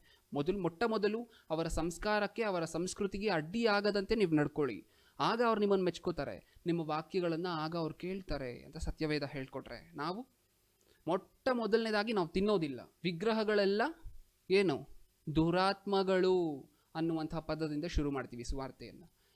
ಅವರಿಗೆ ಮೆಚ್ಚುಗೆ ಆಗುವಂತಹದ್ದಲ್ಲಿ, ಅವರು ನಮ್ಮ ವಾಕ್ಯವನ್ನು ಕೇಳುವಂತಹದ್ದಲ್ಲಿ. ಅಂದರೆ ಸತ್ಯವೇದ ಬರೆಸಿರುವುದಕ್ಕೂ, ಸತ್ಯವೇದ ಹೇಳಿರುವಂತಹದ್ದಕ್ಕೂ, ನಾವು ಮಾಡ್ತಿರುವಂಥ ಆಚರಣೆಗಳಿಗೂ ದೂರ, ಬಹಳಷ್ಟು ದೂರ ಇದೆ ಪ್ರಿಯರೇ. ದೇವರು ಇದನ್ನು ಹೇಳ್ಕೊಟ್ಟಿಲ್ಲ. ಈ ಲೋಕ ದೇವರು ಹೇಳದಂತೆಯೇ ಒಂದು ವೇಳೆ ಸುವಾರ್ತೆ ಸಾರಿದ್ರೆ ಎಲ್ಲರೂ ಸಹ ಈ ಜ್ಞಾನವನ್ನು ಬಂದು ಕೇಳ್ತಾ ಇದ್ರು ಪ್ರಿಯರೇ. ಕ್ರೈಸ್ತರು ಅಂದರೆ ಯಾರಿಗೂ ಆಗದೇ ಇರೋದಕ್ಕೆ ಕಾರಣ ಏನು ಗೊತ್ತಾ? ಇದೆ, ನಾವು ಮಾಡಿದಂತಹ ಮನುಷ್ಯ ಪ್ರೇರಿತ ಆಜ್ಞೆಗಳಿಗೋಸ್ಕರ ಈ ದಿನ ಪ್ರಪಂಚಕ್ಕೆ ಕ್ರೈಸ್ತರು ಅಂತ ಹೇಳಿದ್ರೆ ಹಿಡಿಸ್ತಿಲ್ಲ. ಇನ್ನೊಂದು ವಚನವನ್ನು ನೋಡೋಣ ಪ್ರಿಯರೇ, ಕೊನೆಯದಾಗಿ ರೋಮಾಪುರದವರಿಗೆ ಬರೆದ ಪತ್ರಿಕೆ 14ನೇ ಅಧ್ಯಾಯ 14ನೇ ವಚನ. ರೋಮಾಪುರದವರಿಗೆ ಬರೆದ ಪತ್ರಿಕೆ 14ನೇ ಅಧ್ಯಾಯ 14ನೇ ವಚನ. ಯಾವ ಪದಾರ್ಥವು ಸ್ವತಃ ಅಶುದ್ಧವಾದದ್ದಲ್ಲವೆಂದು ಬಲ್ಲೆನು. ಏನು ಹೇಳಿದ್ದಾರೆ? ಯಾವ ಪದಾರ್ಥವು ಸ್ವತಃ ಅಶುದ್ಧವಲ್ಲವೆಂದು ಯಾವ ಪದಾರ್ಥವು ಅಶುದ್ಧವಲ್ವಾ? ಅಲ್ಲ. ಇನ್ನು ಮುಂದೆ, ಮತ್ತು ಕರ್ತನಾದ ಯೇಸುವಿನಲ್ಲಿ ಇದ್ದುಕೊಂಡು ದೃಢವಾಗಿ ನಂಬಿದ್ದೇನೆ, ಆದರೆ ಯಾವುದಾದರೂ ಒಂದು ಪದಾರ್ಥವನ್ನು ಅಶುದ್ಧವೆಂದು ಒಬ್ಬನು ಸೇವಿಸಿದರೆ ಅದು ಅವನಿಗೆ ಅಶುದ್ಧ. ಅಂದರೆ ನಂಬಿಕೆ ಇಲ್ಲದೆ, ವಿಶ್ವಾಸ ಇಲ್ಲದೆ ನಾವು ಒಂದು ಪದಾರ್ಥವನ್ನು ಇದರಲ್ಲಿ ಏನೋ ಇದೆ ಅಂತ ಹೇಳಿ ನಾವು ಸೇವಿಸಿದ್ರೆ ಅದು ಅವನಿಗೆ ಅಶುದ್ಧ. ಇನ್ನು ಮುಂದೆ, ಅವನಿಗೆ ಒಂದು ವೇಳೆ ಅವನ ಮನಸ್ಸಿನಲ್ಲಿ ನಂಬಿಕೆ ಅನ್ನುವಂಥದ್ದಿಲ್ವಾ, ಅವನದನ್ನು ತಿನ್ನದೇ ಇರುವಂತಹದ್ದೇ ಒಳ್ಳೆಯದು. ನೀನು ತೆಗೆದುಕೊಳ್ಳುವ ಆಹಾರದಿಂದ ನಿನ್ನ ಸಹೋದರನ ಮನಸ್ಸಿಗೆ ನೋವಾದರೆ ನೀನು ಪ್ರೀತಿಗೆ ತಕ್ಕಂತೆ ಇನ್ನೂ ನಡೆಯುವವನಲ್ಲ. ಯಾವನಿಗೋಸ್ಕರ ಕ್ರಿಸ್ತನು ಪ್ರಾಣ ಕೊಟ್ಟನೋ ಅವನನ್ನು ನಿನಗೆ ಇಷ್ಟವಾದ ಆಹಾರದ ನಿಮಿತ್ತ ಕೆಡಿಸಬಾರದು.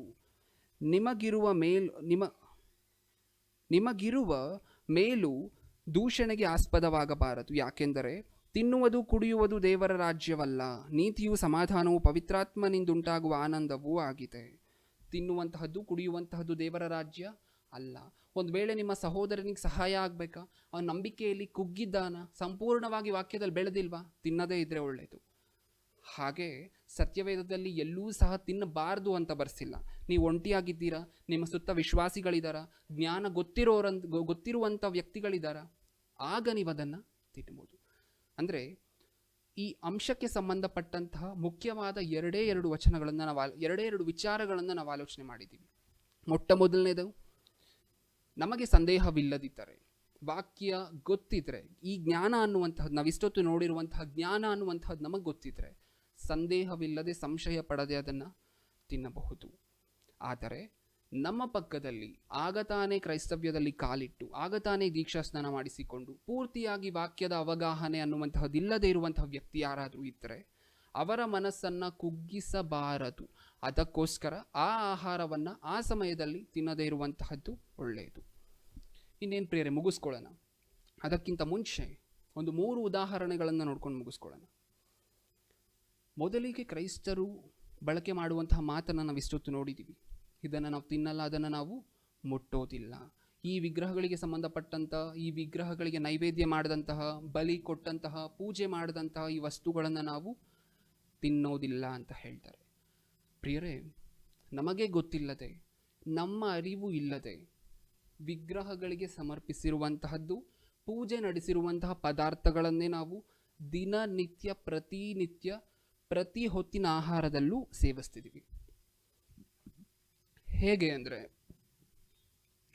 ಒಂದು ಅಕ್ಕಿಯನ್ನು ಅಥವಾ ಗೋಧಿಯನ್ನು ತಗೊಳ್ಳೋಣ ಪ್ರಿಯರೇ, ಎಲ್ಲರೂ ಸಹ ಈ ಪದಾರ್ಥಗಳನ್ನು ನಾವು ಸೇವಿಸ್ತೀವಿ. ಹಾಗಾದರೆ ಮೊದಲು ಒಬ್ಬ ರೈತ ಇದನ್ನು ಬೆಳಿಬೇಕಾದರೆ ಹೊಲವನ್ನು ಕೊಂಡುಕೊಳ್ಳುವಂತಹ ಪದ್ಧತಿ ನಡೆಯುತ್ತೆ. ಒಂದು ಹೊಲವನ್ನು ಕೊಂಡ್ಕೋತಾನೆ ರೈತ. ಆಮೇಲೆ ಆ ಹೊಲದಲ್ಲಿ ಏನು ಬೆಳಿತಾನೆ? ಅಕ್ಕಿ ಅಥವಾ ಗೋಧಿ ಅಥವಾ ರಾಗಿ ಇದನ್ನು ಬೆಳಿತಾನೆ. ಹೊಲವನ್ನು ಕೊಂಡ್ಕೋಬೇಕಾದ್ರೆ ಪೂಜೆ ನಡೆಸ್ತಾನೆ. ಹೊಲವನ್ನು ಕೊಂಡುಕೊಂಡ ನಂತರ ಬೆಳೆ ಹಾಕ್ತಾನೆ. ಬೆಳೆಯೆಲ್ಲ ಹಾಕಿದ್ಮೇಲೆ ಅದು ಕೈಗೆ ಬಂದು ಪೊಂಗಲ್ ಆ ಒಂದು ಸಂದರ್ಭದಲ್ಲಿ ಏನು ಸುಗ್ಗಿ ಕಾಲ, ನಮ್ಮ ಕೈಗೆ ಬೆಳೆ ಏನು ಬರುತ್ತಲ್ವ ಪ್ರಿಯರೇ, ಬೆಳೆ ಬಂದ ನಂತರ ಒಂದು ಪೂಜೆ ನಡೆಸ್ತಾನೆ. ಅಂದರೆ ಎಲ್ಲವೂ ಈ ಬೆಳೆದಿರುವಂತಹ ಬೆಳೆ ಎಲ್ಲದಕ್ಕೂ ಸಹ ಸೇರಿಸಿ ಪೂಜೆ ಮಾಡ್ತಾನೆ. ಅಂದರೆ ಹೊಲವನ್ನು ಕೊಂಡುಕೊಂಡಾಗ ಪೂಜೆ ನಡೆಯುತ್ತೆ. ತಿರ್ಗಾ ಅದು ಬೆಳೆದು ನಮ್ಮ ಕೈಗೆ ಬರಬೇಕಾದ್ರೆ ಬೆಳೆಯ ಸಂದರ್ಭದಲ್ಲೂ ಸಹ ಪೂಜೆ ನಡೆಸ್ತಾರೆ. ಇನ್ನು ಮುಂದೆ ಅದನ್ನು ಬೆಳೆದ ನಂತರ ಯಾರಿಗೆ ಮಾರ್ತಾರೆ? ಹೋಲ್ಸೇಲಾಗಿ ತಗೊಳ್ಳುವಂತಹ ವ್ಯಕ್ತಿಗಳಿರ್ತಾರಲ್ಲ ಪ್ರಿಯರೇ, ಇವರಿಗೆ ಅದನ್ನು ಮಾರ್ತಾರೆ. ಬೆಳೆದಿರುವಂತಹ ಬೆಳೆಯನ್ನು ಅವ್ರಿಗೆ ಮಾರ್ತಾರೆ. ಅಂದರೆ ಹೋಲ್ಸೇಲ್ ತಗೊಳ್ಳುವಂತಹ ವ್ಯಕ್ತಿಗಳಿಗೆ ಮಾರಿದ ನಂತರ ಇವರು ತಮ್ಮ ಹೋಲ್ಸೇಲ್ ಶಾಪಲ್ಲಿ ಆ ಒಂದು ಧಾನ್ಯಗಳನ್ನು, ಅಕ್ಕಿಗಳನ್ನೆಲ್ಲ ಸ್ಟೋರ್ ಮಾಡಿ ಇಟ್ಕೋತಾರೆ. ನಮ್ಮ ಮನೆ ಪಕ್ಕ ಸುತ್ತಮುತ್ತ ಚಿಕ್ಕ ಚಿಕ್ಕ ಅಂಗಡಿಗಳಿರುತ್ತಲ್ಲ, ಇವರೆಲ್ಲರೂ ಸಹ ಎಲ್ಲಿಗೆ ಹೋಗ್ತಾರೆ? ಅಕ್ಕಿಯನ್ನು ತರಲಿಕ್ಕೆ ಆ ಹೋಲ್ಸೇಲ್ ಶಾಪ್ಗೆ ಹೋಗ್ತಾರೆ. ಆ ಹೋಲ್ಸೇಲ್ ಶಾಪ್ ಹೋದ ನಂತರ ಅವರು ಬೆಳಿಗ್ಗೆ ಎದ್ದು ಏನು ಮಾಡಿರ್ತಾರೆ ಪ್ರಿಯರೇ? ಹೋಲ್ಸೇಲ್ ಶಾಪ್ ಅವರು ಆ ವಸ್ತುಗಳನ್ನೆಲ್ಲ ಪೂಜೆ ಮಾಡಿರ್ತಾರೆ. ಅಂದರೆ ಬೆಳೆಯುವ ಹೊಲವನ್ನು ಕೊಂಡ್ಕೋಬೇಕಾದ್ರೆ ಪೂಜೆ ನಡೆಯುತ್ತೆ, ಬೆಳೆಯನ್ನು ಬೆಳೆದ ನಂತರ ಪೂಜೆ ನಡೆಯುತ್ತೆ. ಅದು ಹೋಲ್ಸೇಲ್ ಶಾಪಿಗೆ ಬಂದು ಅವರು ರೀಟೈಲರ್, ಅಂದರೆ ನಮ್ಮ ಮನೆ ಸುತ್ತ ಚಿಕ್ಕ ಪುಟ್ಟ ಅಂಗಡಿಗಳಿಗೆ ಮಾರಬೇಕಾದ್ರೆ ಅವರು ಪೂಜೆ ಮಾಡಿ ಕೊಡ್ತಾರೆ. ಇನ್ನು ನಮ್ಮ ಸುತ್ತಮುತ್ತ ಅಂಗಡಿಯಲ್ಲಿ ನಾವು ಹೋಗಿ ಅಕ್ಕಿಯನ್ನು ತಗೋತೀವಿ. ಬೆಳಿಗ್ಗೆ ಎದ್ದು ಅವ್ರೇನು ಮಾಡ್ತಾರೆ? ಅವರೂ ಸಹ ಪೂಜೆ ನಡೆಸಿರ್ತಾರೆ. ಅಂದರೆ ಪ್ರತಿ ಹಂತದಲ್ಲೂ ಸಹ ಒಂದು ಆಹಾರ ಪದಾರ್ಥ ಅನ್ನುವಂತಹದ್ದು ಬರಬೇಕಾದ್ರೆ ನಮ್ಮ ಕೈಯಲ್ಲಿ ಪ್ರತಿ ಹಂತದಲ್ಲೂ ಸಹ ಅದು ಪೂಜೆ ಮಾಡಿರುವಂತಹದ್ದೇ. ಪ್ರತಿ ಹಂತದಲ್ಲೂ ಸಹ ಅದು ದೇವರಿಗೆ ಸಮರ್ಪಿಸಿರುವಂತಹದ್ದೇ. ಹೌದಾ? ಮುಖ್ಯವಾಗಿ ಒಂದು ಅಂಗಡಿಯನ್ನು ಓಪನ್ ಮಾಡಬೇಕಾದ್ರೆ ಅಥವಾ ಇನ್ನೊಂದು ಮಾಡಬೇಕಾದ್ರೆ ಹಬ್ಬದ ಸಂದರ್ಭದಲ್ಲಿ ಇದನ್ನು ಮಾಡ್ತಾರೆ. ಈ ಹಬ್ಬದಲ್ಲಿ ಓಪನ್ ಮಾಡಿದ್ರೆ ಅಂಗಡಿಯನ್ನು ಒಳ್ಳೆ ವ್ಯಾಪಾರ ಆಗುತ್ತೆ ಅನ್ನುವಂಥ ಉದ್ದೇಶದಿಂದ ಹಬ್ಬದ ಸಂದರ್ಭದಲ್ಲಿ ಇದನ್ನು ಮಾಡ್ತಾರೆ. ಈ ಹಬ್ಬಕ್ಕೆ ನಾರ್ಮಲಾಗಿ ಬಲಿ ಕೊಡುವಂತಹದ್ದು ಭಾರತ ದೇಶದ ಸಂಸ್ಕೃತಿ. ಅಂದರೆ ಬಲಿ ಕೊಡ್ತಾರ, ಅದಕ್ಕೆ ಮುಂಚೆ ಬಲಿ ಕೊಡ್ತಾರೆ. ಅಂದರೆ ಬಲಿ ಕೊಟ್ಟಿರುವಂತಹದ್ದು, ಬಲಿಗೆ ಸಮರ್ಪಿಸಿರುವಂತಹದ್ದು, ಪೂಜೆಗೆ ಸಮರ್ಪಿಸಿರುವಂತಹದ್ದು ನಾವು ತಿಂತಾ ಬರ್ತಾ ಇದ್ದೀವ? ತಿಂತಾ ಇದ್ದೀವಿ. ಮತ್ತೇನು ಪ್ರಿಯರೇ, ಕ್ರೈಸ್ತರೂ ಸಹ ಅದನ್ನೇ ತಿಂತಾ ಇದ್ದಾರೆ. ಮತ್ತು ಮಾತುಗಳೇನದು? ನಾವು ತಿನ್ನೋದಿಲ್ಲ, ವಿಗ್ರಹಗಳಿಗೆ ಸಮರ್ಪಿಸಿದ ಆಹಾರ ಪದಾರ್ಥಗಳನ್ನು ನಾವು ಮುಟ್ಟೋದಿಲ್ಲ. ಇದು ಒಂದು ಉದಾಹರಣೆ ಆಯಿತು. ಇನ್ನು ಎರಡನೇದಾಗಿ ಪ್ರಿಯರೇ, ದೇವಸ್ಥಾನಗಳ ಮುಂದೆ ತೆಂಗಿನಕಾಯಿಗಳನ್ನು ಹೊಡೆಯುವಂತಹದ್ದನ್ನು ನೀವು ನೋಡಿದ್ದೀರಾ? ಈ ಹೊಡೆದಿರುವಂತಹ ಸಾವಿರಾರು ತೆಂಗಿನಕಾಯಿಗಳು ಎಲ್ಲಿಗೆ ಹೋಗುತ್ತೆ? ಆ ಕೋಕೋನಟ್ ಅನ್ನುವಂಥದ್ದು ಎಲ್ಲಿಗೆ ಸೇಲ್ ಆಗುತ್ತೆ? ಎಲ್ಲಿಗೆ ಸೇಲ್ ಆಗುತ್ತೆ ಪ್ರಿಯರೇ? ಹೋಟ್ಲುಗಳಿಗೆ, ಹೌದಲ್ವಾ? ಅವರು ಹೋಟ್ಲುಗಳಲ್ಲಿ ಆಹಾರ ಪದಾರ್ಥಗಳನ್ನು ತಯಾರಿಸುವುದಕ್ಕೋಸ್ಕರ ಅವರು ಅದನ್ನೇ ಉಪಯೋಗಿಸ್ತಾರೆ. ಪೂಜೆಗೆ ಹೊಡೆದಂತಹ ಅದೇ ತೆಂಗಿನಕಾಯಿಗಳನ್ನು ಅಲ್ಲಿ ಉಪಯೋಗಿಸ್ತಾರೆ.